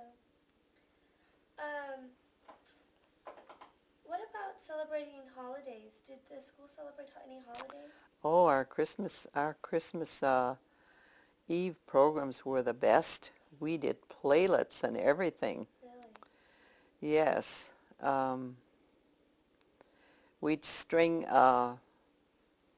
sheets across, leave about, I'd say probably about 5 or 6 feet in the front of the school. We'd move all the desks back for people to sit into, and we'd string the sheets across, and we'd have our regular playlets. We'd open up pull open the curtains and have our regular playlets. Would you invite, like, your parents for that? The whole neighborhood was invited, the whole neighborhood. Then we'd have a pie social afterwards, or a basket social, and those went over real good. And the money that we made for them, we used for school supplies. You know, the teacher used for school supplies. Okay. So it was a fun time. What about Valentine's Day or Halloween? Did you celebrate Valentine's Day, what we did, we just exchanged Valentines. Okay. And we also had a gift exchange at Christmas time amongst the students, yes. Okay. And Easter, I don't remember much going on with Easter in school. Okay. I think Valentine's Day and Christmas were about the most celebrated. Were you encouraged or discouraged from going to high school? The first year I was discouraged because my dad wanted me home for him to be his cowboy. So I did stay out 1 year. Okay. And I shouldn't say 1 year. Stayed out a half a year. Okay. Yes. So you started a little late. And I wanted to go back to school so bad, so he let me. And that's where we ended up. Thinking to health care of the time, were you or anyone in your family seriously injured or ill when you were a child? Seriously injured, I don't think any of us were. Well, no, I shouldn't say that. We had an old hog barn that was just sort of a hip roof thing, just like a shelter, like a teepee type thing. And us kids liked to go up, climb to the top and slide down. And it so happened that my brother got a big sliver into his leg. And that thing festered and festered and festered. And you wouldn't believe the chunks of wood that came out of that thing. He was never taken to a doctor. I don't ever remember them taking him to a doctor. Mom kept putting, kept putting something on that would draw. Oh, I don't remember what it was. It was some kind of a salve. And eventually that all came out of there. I says, that he didn't get infection and lose his leg, I cannot understand that. And, of course, my sister Leona tipped over the bicycle and got a hole in her leg from the foot kickstand. Oh, my goodness. So she had to get that taken care of. That was a I don't think she was taken to a doctor with that either. And of course, then I ended up having a ruptured appendix when I was in the 5th grade. Okay. So I ended up in the hospital because it was ruptured. And my dad had just gone in the day before to have his surgery. That was when we had moved from the farm to town. For him to get his surgery, he had to have a double hernia surgery. And the next day, during that night, I got real sick. And Mom thought I had diarrhea, because my abdomen hurt so bad. In the morning around 10 o'clock, she sent Leona up over the snowbanks to Dr. Stokes in Streeter. And he come walking over the snowbanks down to the house because the roads were blocked solid. And he says, "You get this girl to the hospital immediately or you won't have a girl by 10 o'clock tonight," he says. So my appendix was ruptured. And I remember they had to get the snowplow out and get my grandfather's car shoveled out. And he took me to Jamestown then. They got him out on the main road with the car. And anyhow, when I walked into the Jamestown hospital, I remember everything going around in circles. I remember that so well. So I guess I was in the hospital for 2 weeks. Oh my goodness. And that's usually a long time. Yeah. So that was a experience I had.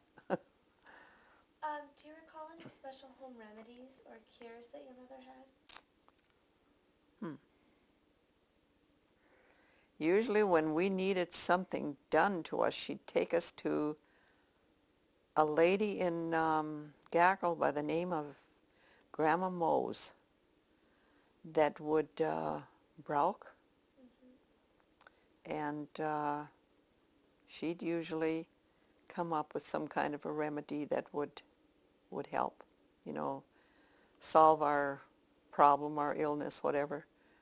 I don't know if I told you in the last interview about the time we ate ergot. Yeah. That was one of the times, yeah. And I'm just wondering if that isn't probably where she had taken Leona to. When she did the... And Norman, probably, but not to a real doctor. I mean, there was just no. So. How about home births? Do you remember? Home births? Yeah, was that a common thing at that time?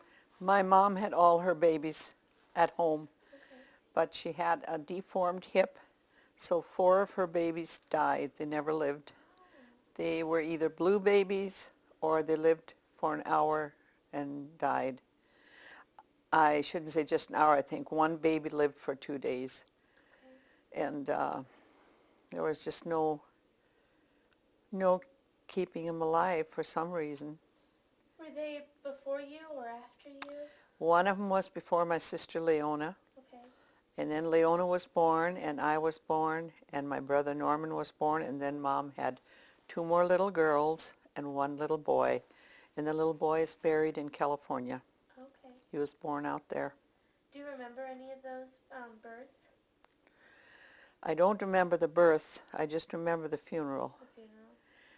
I remember after one of them was born, we weren't allowed in the room, but after the baby was born, I remember Mom trying to nurse one of the babies and the baby just wouldn't drink. That I remember. That's the only one that I remember. Okay. I shouldn't say that she had them all at home. The boy in California was born in a hospital. He was born in a county hospital. Okay. Yes, in Stockton. Okay. And they still couldn't. Yeah, no. Okay. Well, how about midwives? Was that a common practice back then? Yeah, it was. There was usually 1 or 2 women in town that Leona wasn't brought into this world by a midwife. She had a Dr. Merkel, but he was a heavy drinker, and I guess he had too much to drink the day that Leona was born, and Mom says that he had her head so misshaped by the time she was born that she didn't even look like a baby. Oh. but she's Turned out okay? turned out okay. Where was the closest doctor's office to your guys' farm? To my folks' farm, 16 miles. So it was in Streator. Yeah. What, did they have a doctor's office in Gackle? Yes, Dr. Merkel was in Gackle, Dr. Stokes in Streator. Okay. Mm-hmm. Let's see here. I'll turn to, growing up, you talk about the best part of living on a farm and living in the country was the open space.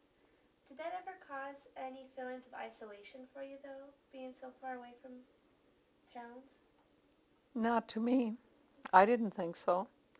You know, when we were little, we had Grandma Miller living in the middle, about I'd say probably about a half a mile from our place. So we could walk to Grandma Miller's place, you know, if we wanted to.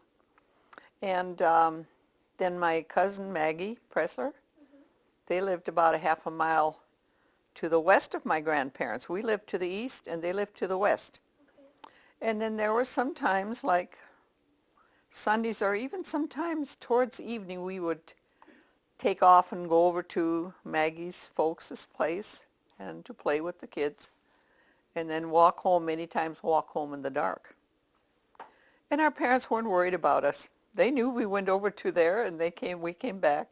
We'd scare one another on the way home. You know, that was a whole mile.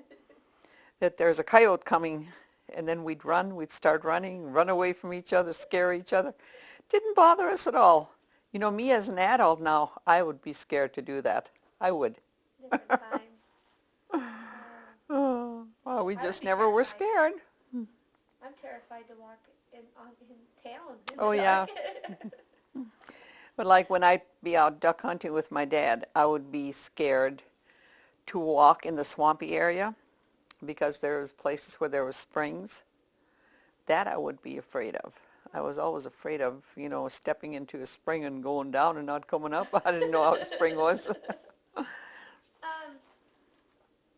close were your nearest neighbors from your house? Would you include my grandparents? Yeah. Okay, a half a mile. Okay. And the next nearest would be probably about a mile to the north. And who are they? They were Jacob Files. Okay. Did they have kids your age? Or Yes. were you close friends with them? Yes, and we were even related. Oh, really? My grandmother Miller was a File, and this Jacob Files' dad and my grandma Miller were sister and brother. Okay.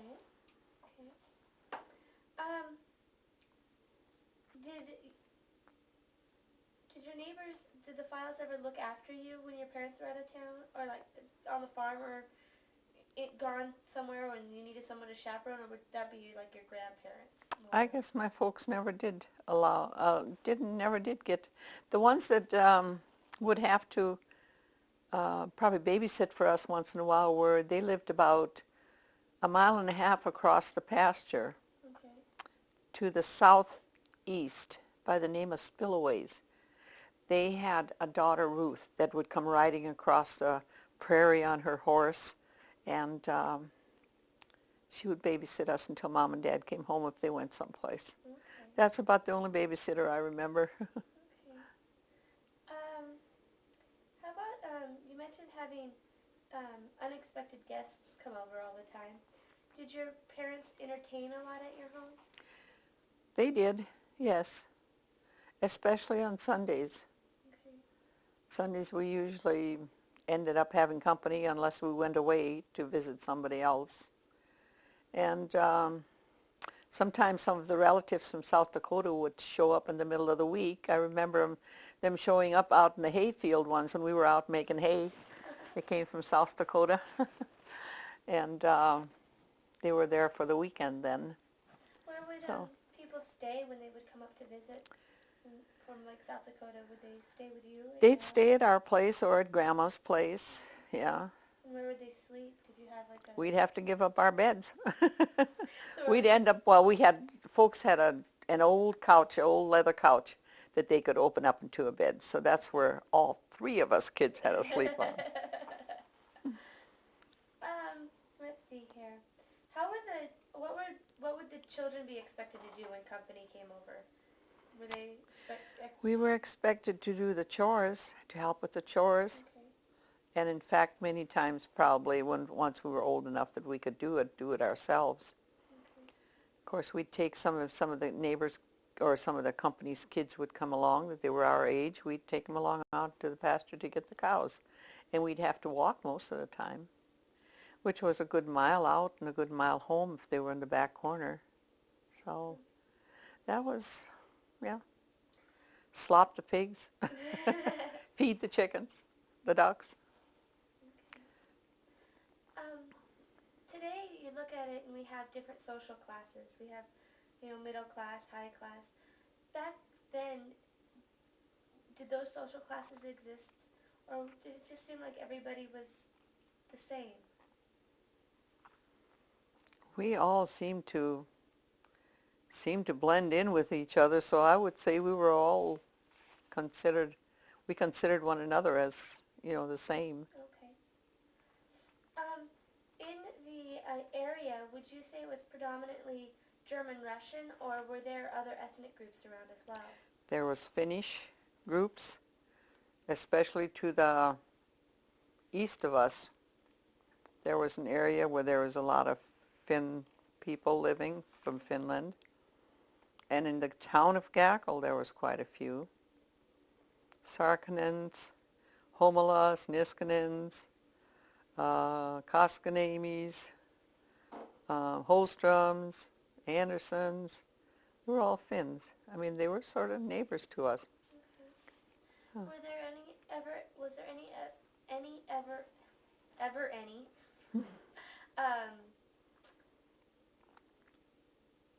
ill relations between German Russians and Finnish people? Never. Or was it just, again, everybody just getting Never. along? We went to school together and everything. I mean, it was, we didn't consider one better than the other. I mean, that was, we were alike, we thought. I mean, we were of the same class or whatever. Okay. What about politics? When you were growing up, did your parents ever talk about politics at all? I heard them mention if they liked Roosevelt or if they liked Truman or whatever, but I don't think that they were ever that political about a certain party that they, you might say, looked down on if they were Republican, that they looked down on the Democrats. Okay. I don't think so. Just the bigger presidential... I think it's worse now. Really, I do. Yeah. I think there's too much made of that. I would agree. Looking at technology, do you remember when you first got electricity? Yes. First of all, my dad had we called it a light plant. He had a bunch of big glass batteries down in the basement area. In fact, there was 2 long rows of them on shelves that we made our own electricity, and we generated the electricity to these batteries through a wind charger.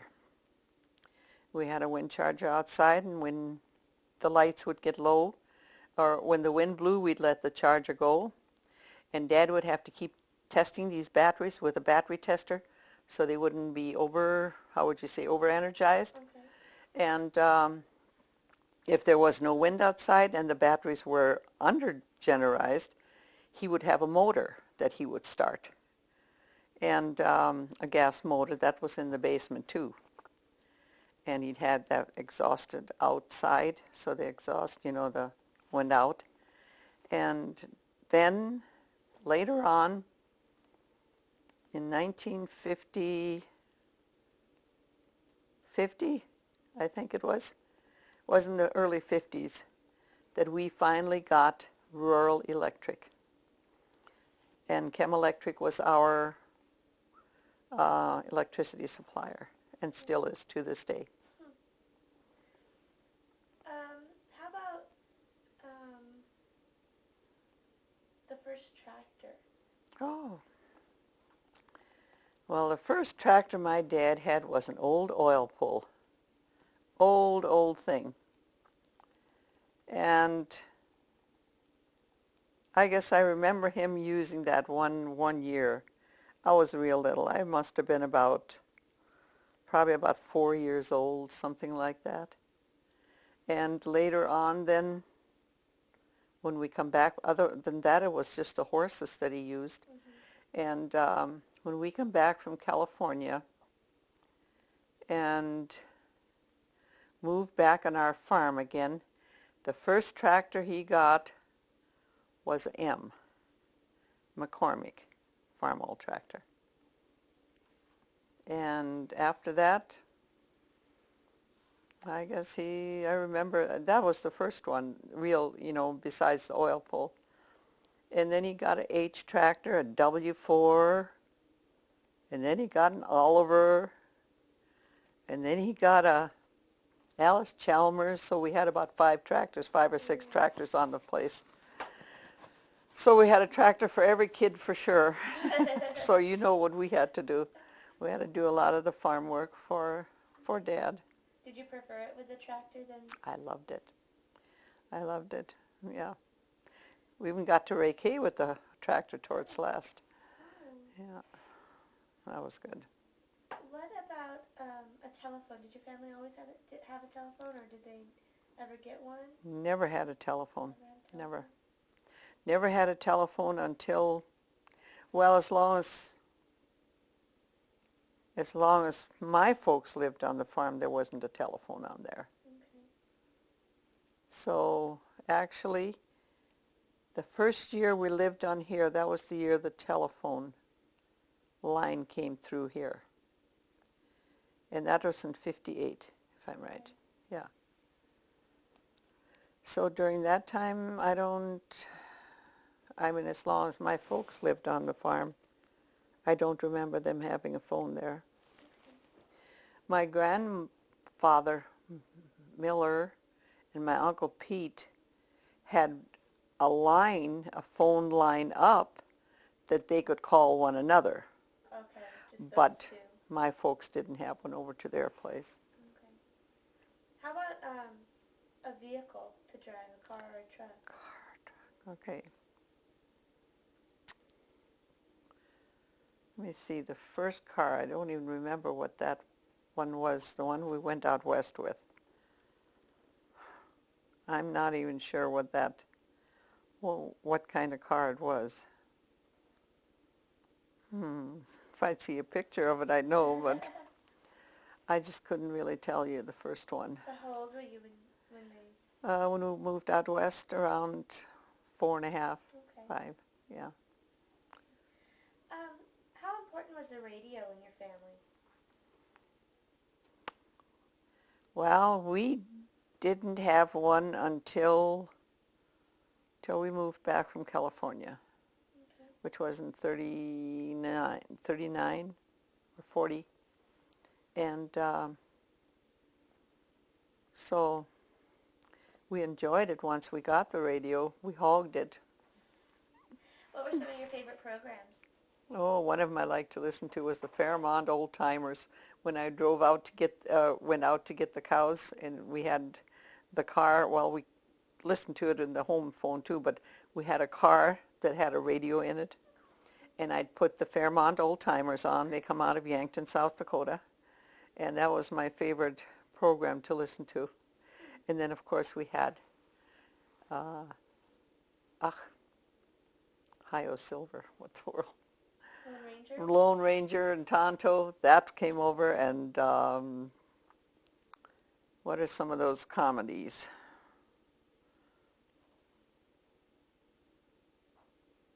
Oh, there were some comedians that come on too. Can't think of their name now. I've even got some videos of them. How about the television? When did you first get a television? When we come back from California. We got it when Leroy and I lived in California. That was in 1955. We bought a television out there, and we brought that back to North Dakota with us in 56.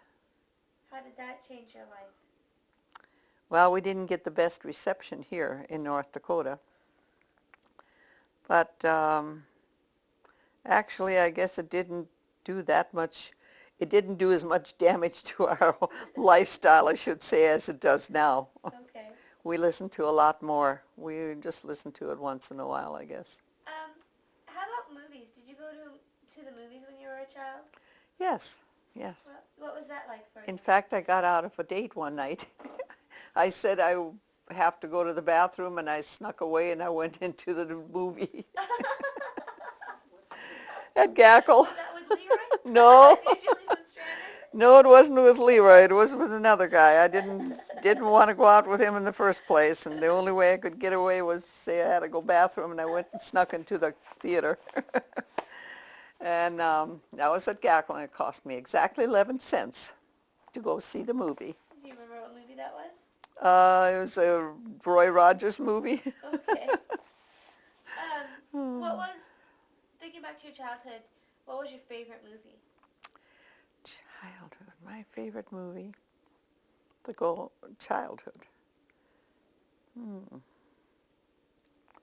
I guess I liked anything that, like,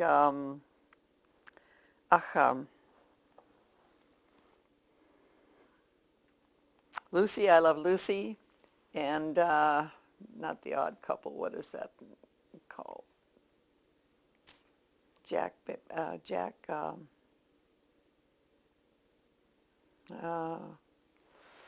Can't think of it.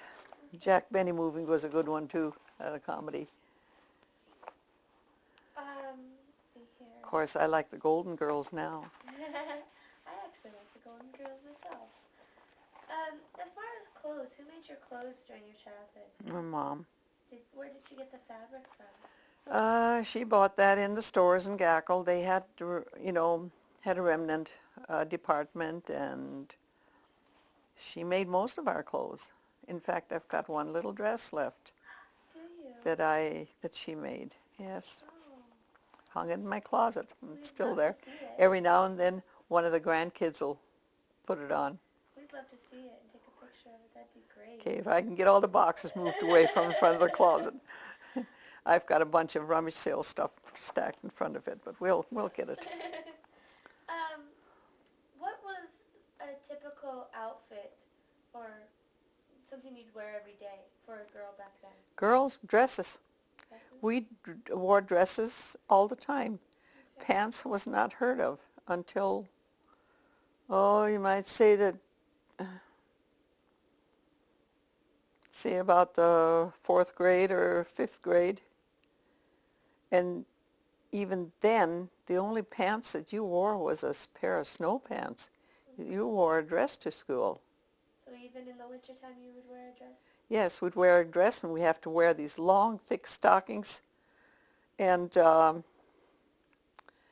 wear snow pants, especially when we had to walk to school. Okay. So I'd say, good Lord, when did pants really come in? Pedal pushers, I remember in high school. I would say probably we started wearing pants when we were in the 8th grade, probably. Okay. Other than that, it was always dresses to school. And how long were the dresses? Did they go down to your ankles or? No, they went to about here. Okay. Yeah.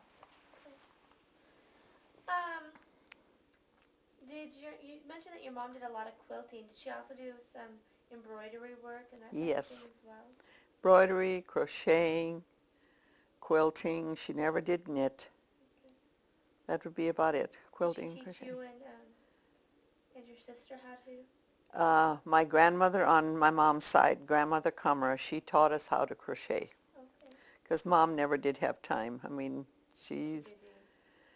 if she'd have a few minutes in the evening, probably after we were in bed, she'd sit down and she'd crochet. Okay. My grandma Comra was the one that actually started us out on that. My mom didn't teach us embroidery, though. Yeah. Let's see here. Did you have a spinning wheel in your house? No? My grandma Miller had one, but we didn't. Did your family ever, or your mom ever order any clothing or fabrics from a catalog at all? Clothes probably from Sears and Roebuck or Montgomery Ward. Okay. But and then there was another catalog, Alden's catalog, that she probably ordered some dresses or some clothes from. But other than that, the material, she bought that from the store. We were lucky enough to have a mercantile store, in Gackle, so. So you didn't have to. Mm-hmm. Would she reuse material for Yes, different clothes? for quilts. Oh, for quilts. For quilts she would, yes. Okay. When you're thinking to your childhood, what was the most stressful childhood experience that you lived through?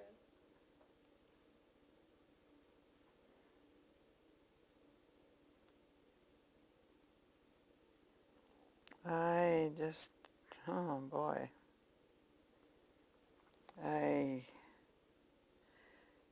Just watching a tornado one time, that to me was scary.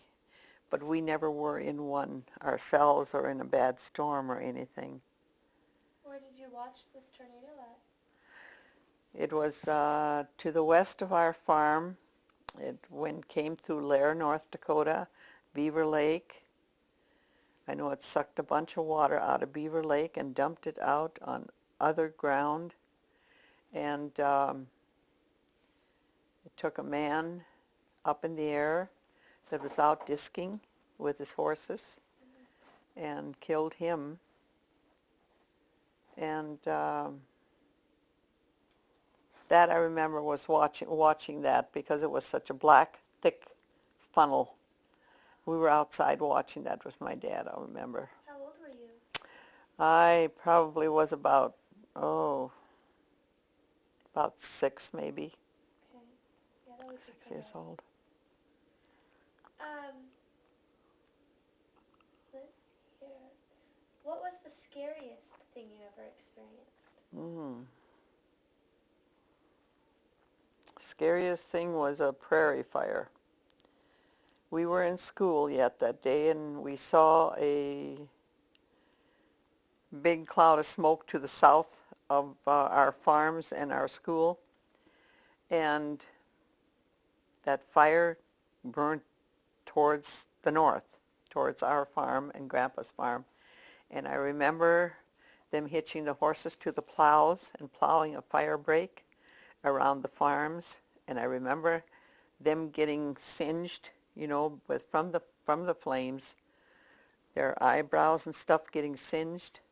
Some neighbors of ours right straight south of the school that we went to, and us kids walking home from school and trying to hurry and get home before that fire got to the road up to the highway, which I guess it did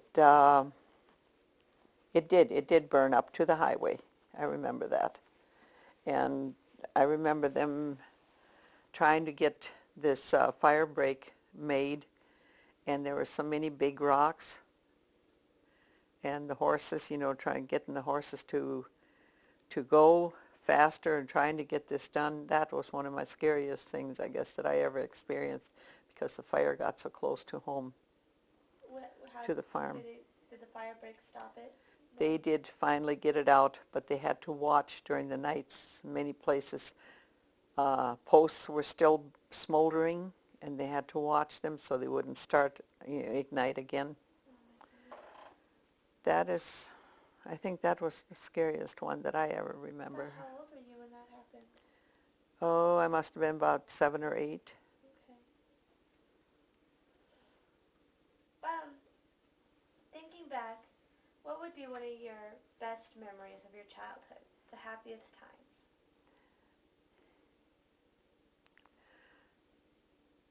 I guess just being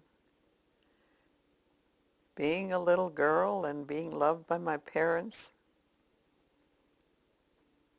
Being lucky enough to be alive, for one thing. But I think I was just happy to be a part of this family, of our family. So. What would you say would be the most adventurous thing you did during your childhood? Adventurous. Yeah. don't know if I ever had an adventure.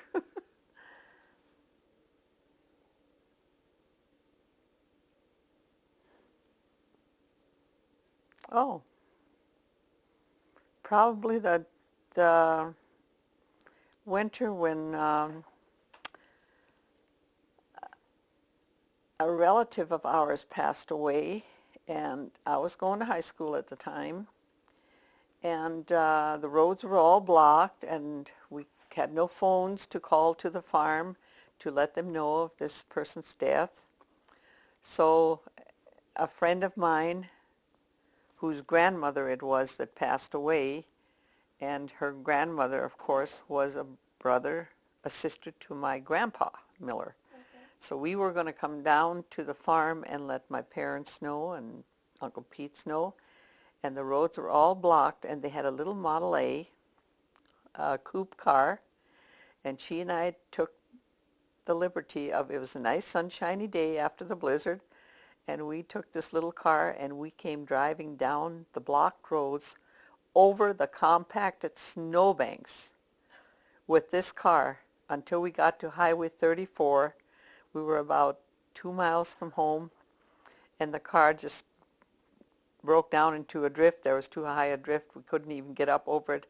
I'd go out and I'd push, and she'd be in there driving, and we did get that far, and then we had to walk, and we were so exhausted by the time we got home that we just fell asleep.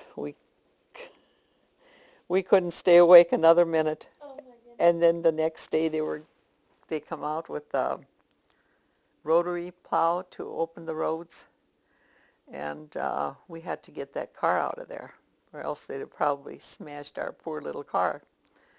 So after the rotary plow had gone so far, and my dad hitched the horses, and we took the horses and we went over there and pulled that car out. That's probably the most adventurous, but it was almost dark by the time we got here, and we started in the morning. Oh my goodness. So it took us a long time. Yeah.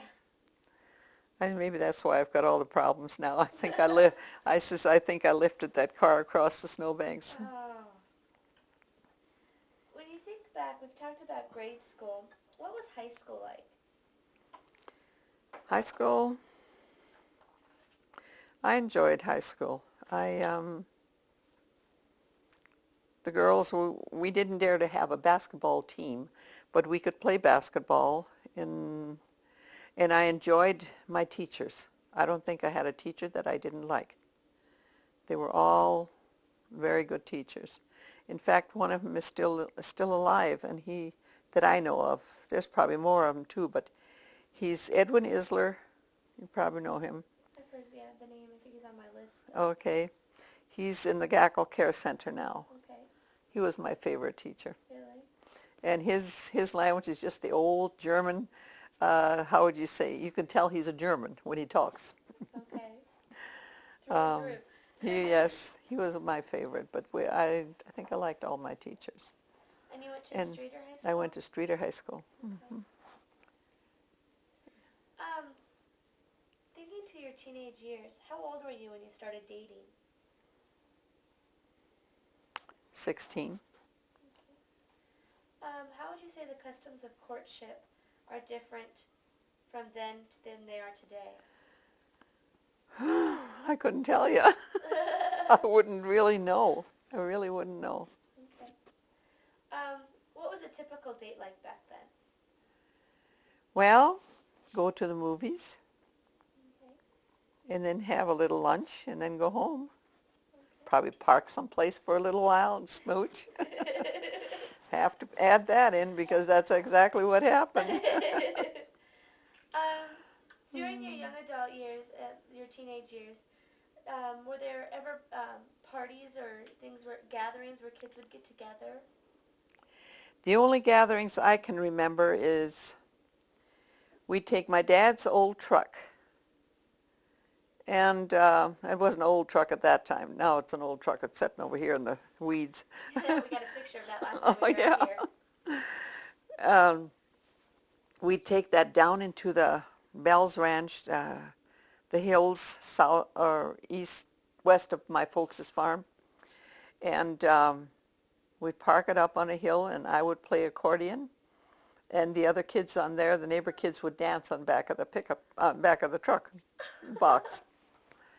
That's all I remember from entertainment, or um, hiking through the trees, because there was choke cherries down there. There was wild raspberries, wild grapes, and just hiking through those trees. That was one of my biggest pleasures. Sounds peaceful. It is. How about dances? Were there dances back then? Yes. The Little Joe Wright dance band would come to Gackle, or Happy Jack dance band. And then there was a place up in Elridge, North Dakota, that they had dances on the upstairs of an old bar. The bar was downstairs and the dance hall was upstairs. I remember going there a couple of times. And other than that, no. You know, when I was going to high school, we didn't even dare to have a prom.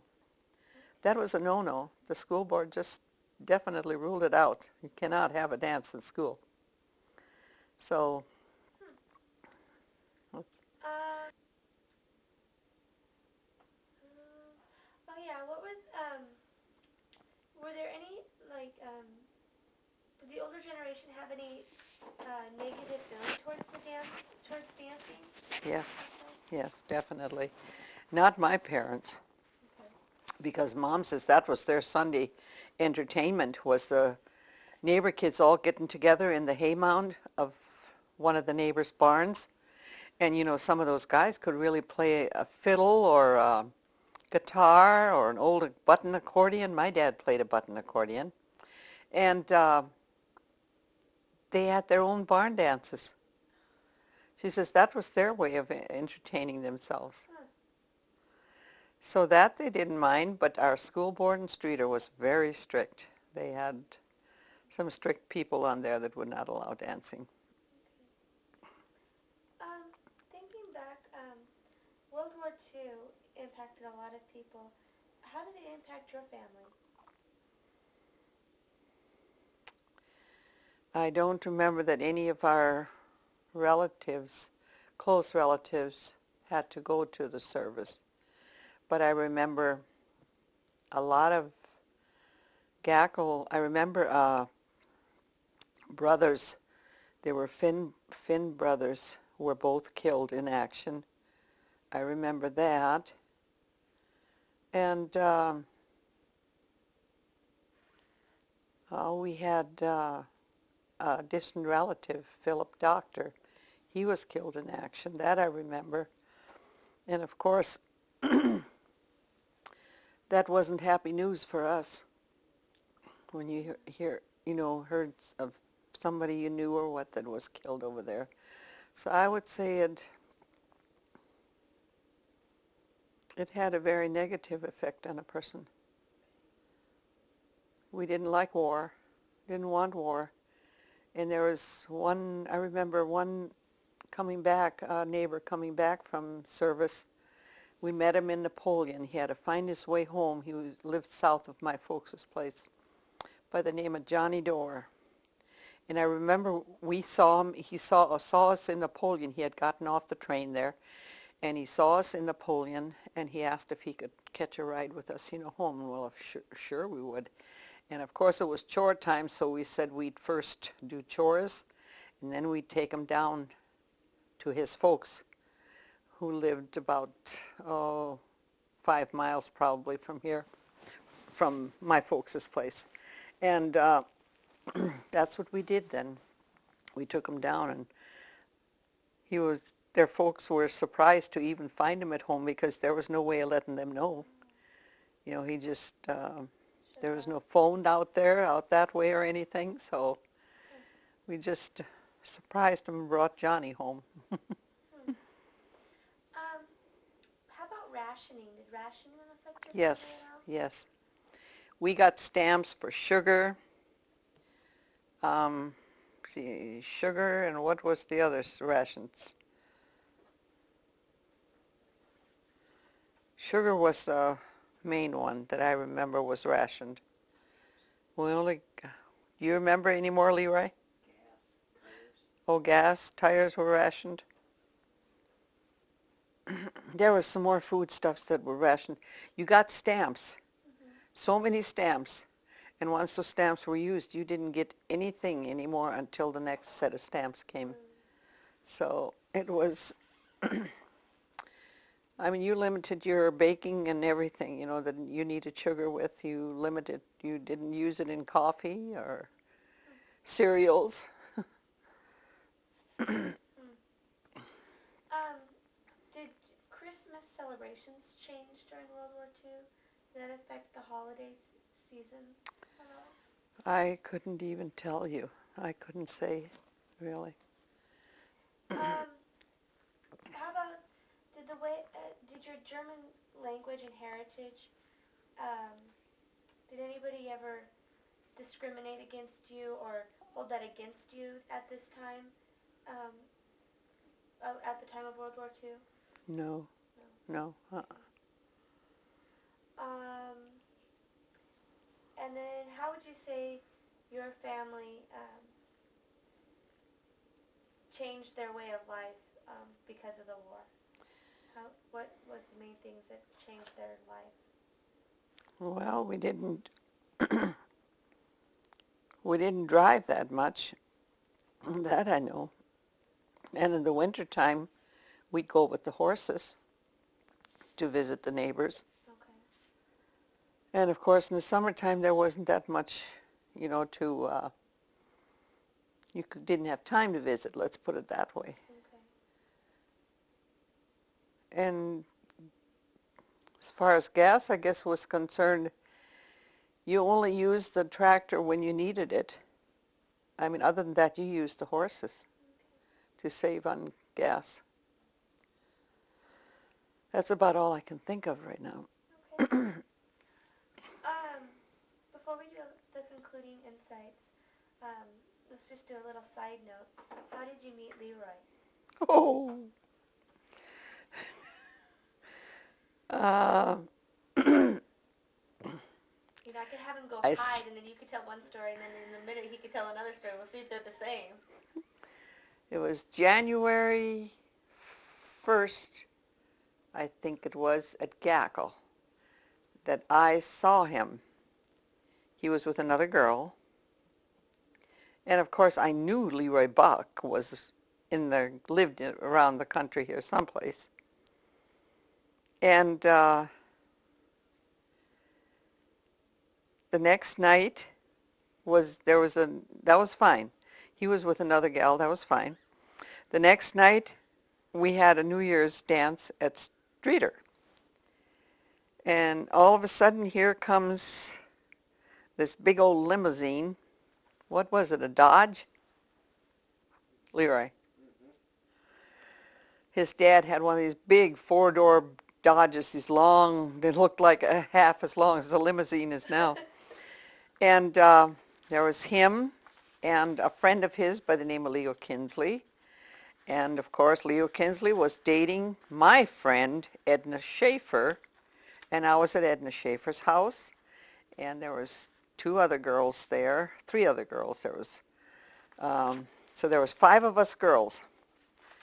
So here this limousine stops in front of that house and said that they wanted us girls to go with them. So all 4 of us packed into the back seat. Edna went into the front seat, in between Leo and Leroy was driving. And we were driving around for a while, and all of a sudden, Edna says, "Alice, come here once, I'll tell you something." So I put my ear up to her, and she says, "Leroy wants you to come into the front seat." And I says, "What?" And she says, "Yeah." I says, "No." "Yeah." She says, come, she says. All of a sudden, Leroy stopped beside the road, and he got out. I got out the front seat, and I sat in the front seat. There was 4 of us in the front seat and 3 in the back. That's when I met him. Okay. When you first brought Leroy around your mom and dad, what did they think of him? Did they like him? I don't know. They seemed to. My dad was a little disappointed because I had ditched one of my other boyfriends and took a different one because he liked that other boyfriend. But I didn't like him. I did, didn't I? When were you married? July 22nd, 1951. And where? Streeter, North Dakota at the Lutheran Church. Do you remember who married you? Reverend Hunselman was his name. Can you tell me a little bit about the wedding and the reception? Oh, yeah, I can tell you a lot about it. The first place we forgot, first of all, we were down at his folks, and I was supposed to get dressed down there. Instead of me getting dressed and getting ready, I had two ladies that needed their hair combed before I even got to dress myself. So I ended up doing 2 hairdos before I got dressed for myself. And in all the commotion, we forgot the rings down at his folks' place, which we were lucky was only about 2 blocks from the church. And anyhow, when we got to the church, we were ready to go down the aisle. Here we found out that the little pillow with the rings on it were left at his folks' house, so somebody had to run after them. Well, then by the time we were done at the altar, the preacher had to hand Leroy his handkerchief because he was sweating up a storm, and his jacket was so soaked with sweat that you could see it through his back. And that was fine. We had the reception downstairs, and 25 years later, my sister says to me at our 25th anniversary, she had a little write-up about our 25th about our wedding, and she says, and to top it all off, they forgot to cut the wedding cake and pass it out. I says, Leona, no, that's not true. Yes, she says, don't you remember? She says, Mom had to take it home, put it in the deep freeze. We had wedding cake and more wedding cake for how long? She says, you guys never did cut that wedding cake. So, in those days, the bride and groom cut the wedding cake, and then somebody else passed it out. Okay.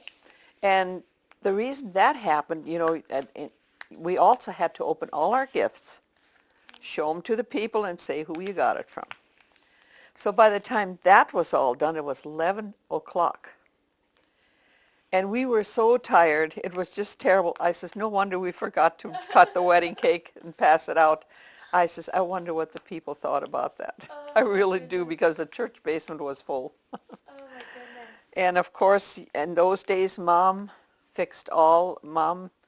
ended up, Dad butchered the hog. Mom ended up cutting it all up, making it into sausage for us, for the wedding. And she made all the food, and Leroy's folks, they helped make the sausage. After Mom had the hog cut up, they helped make the sausage, and they made some food. My folks made some food, and that's how we served the people. And it was a full meal. It was potato salad, rice, glorified rice. It was sausage and kuchen. Mom had made kuchen. And pickles, of course, they were always on the table too. They had to be there. And then we had to initiate help, which we'd pick a couple. Like Leroy'd pick a cousin of his, I'd pick a cousin of mine, a boy and a girl together, couples, that would wait on tables. They'd be the table waiters. Okay. And I don't know, that's about all I can say. And the next day, well, that night, we stayed at his folks. Our honeymoon was staying at his folks overnight and going to Jamestown to have our pictures taken at King's Studio, and then coming home and going down to his brother-in-law's farm to milk their cows while they went on vacation. So that was our honeymoon. That's a different type of honeymoon. I told him, I says, I'm still waiting for the real thing. Is that honeymoon coming anytime soon? Why do you think it's important to tell your life story? Because I think someday my children will Well, enjoy hearing about it.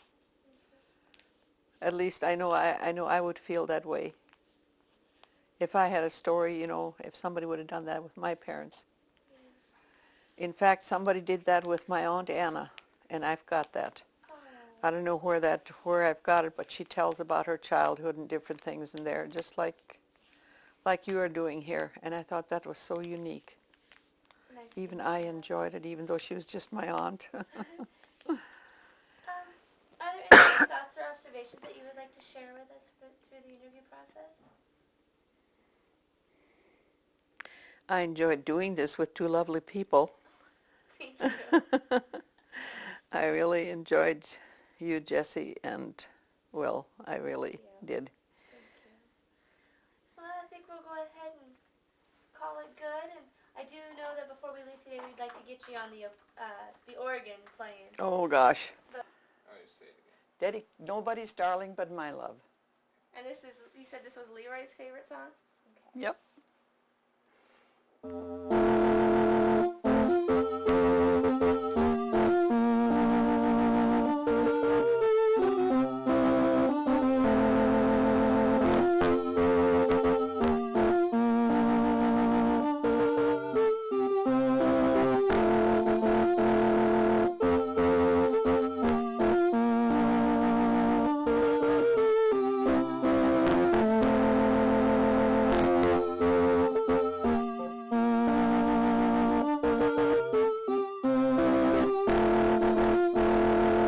Just repeat the thing over and over.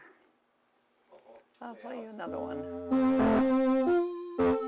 This is Down in the Valley. Do you know that one?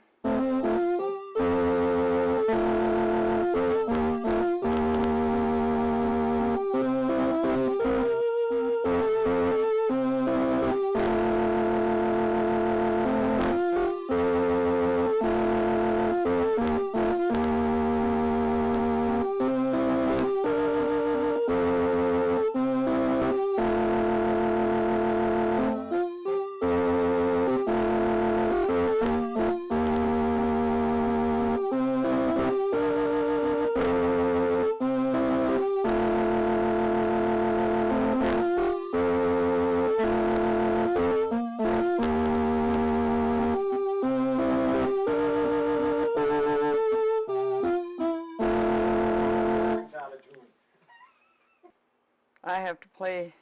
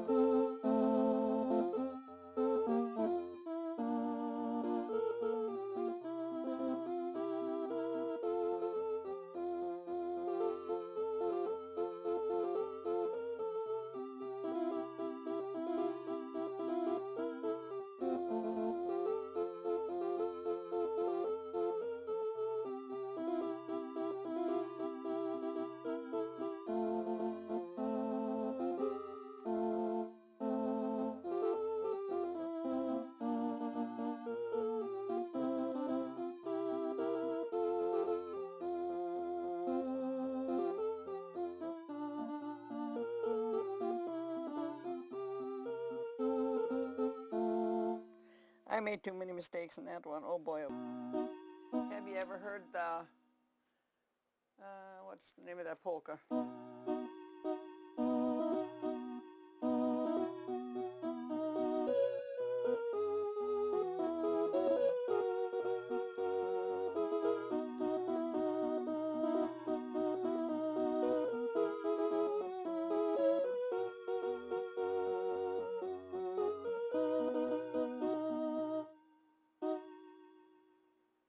I forgot it, Leroy. I really did. I'm sorry. I couldn't play for it. Oh. I have to go back up to my old. You want a nice song? Sure. A church song? Sure, that'd be great. you ever heard the song Each for the Other? No. That's a wedding song, a Christian wedding song. Oh.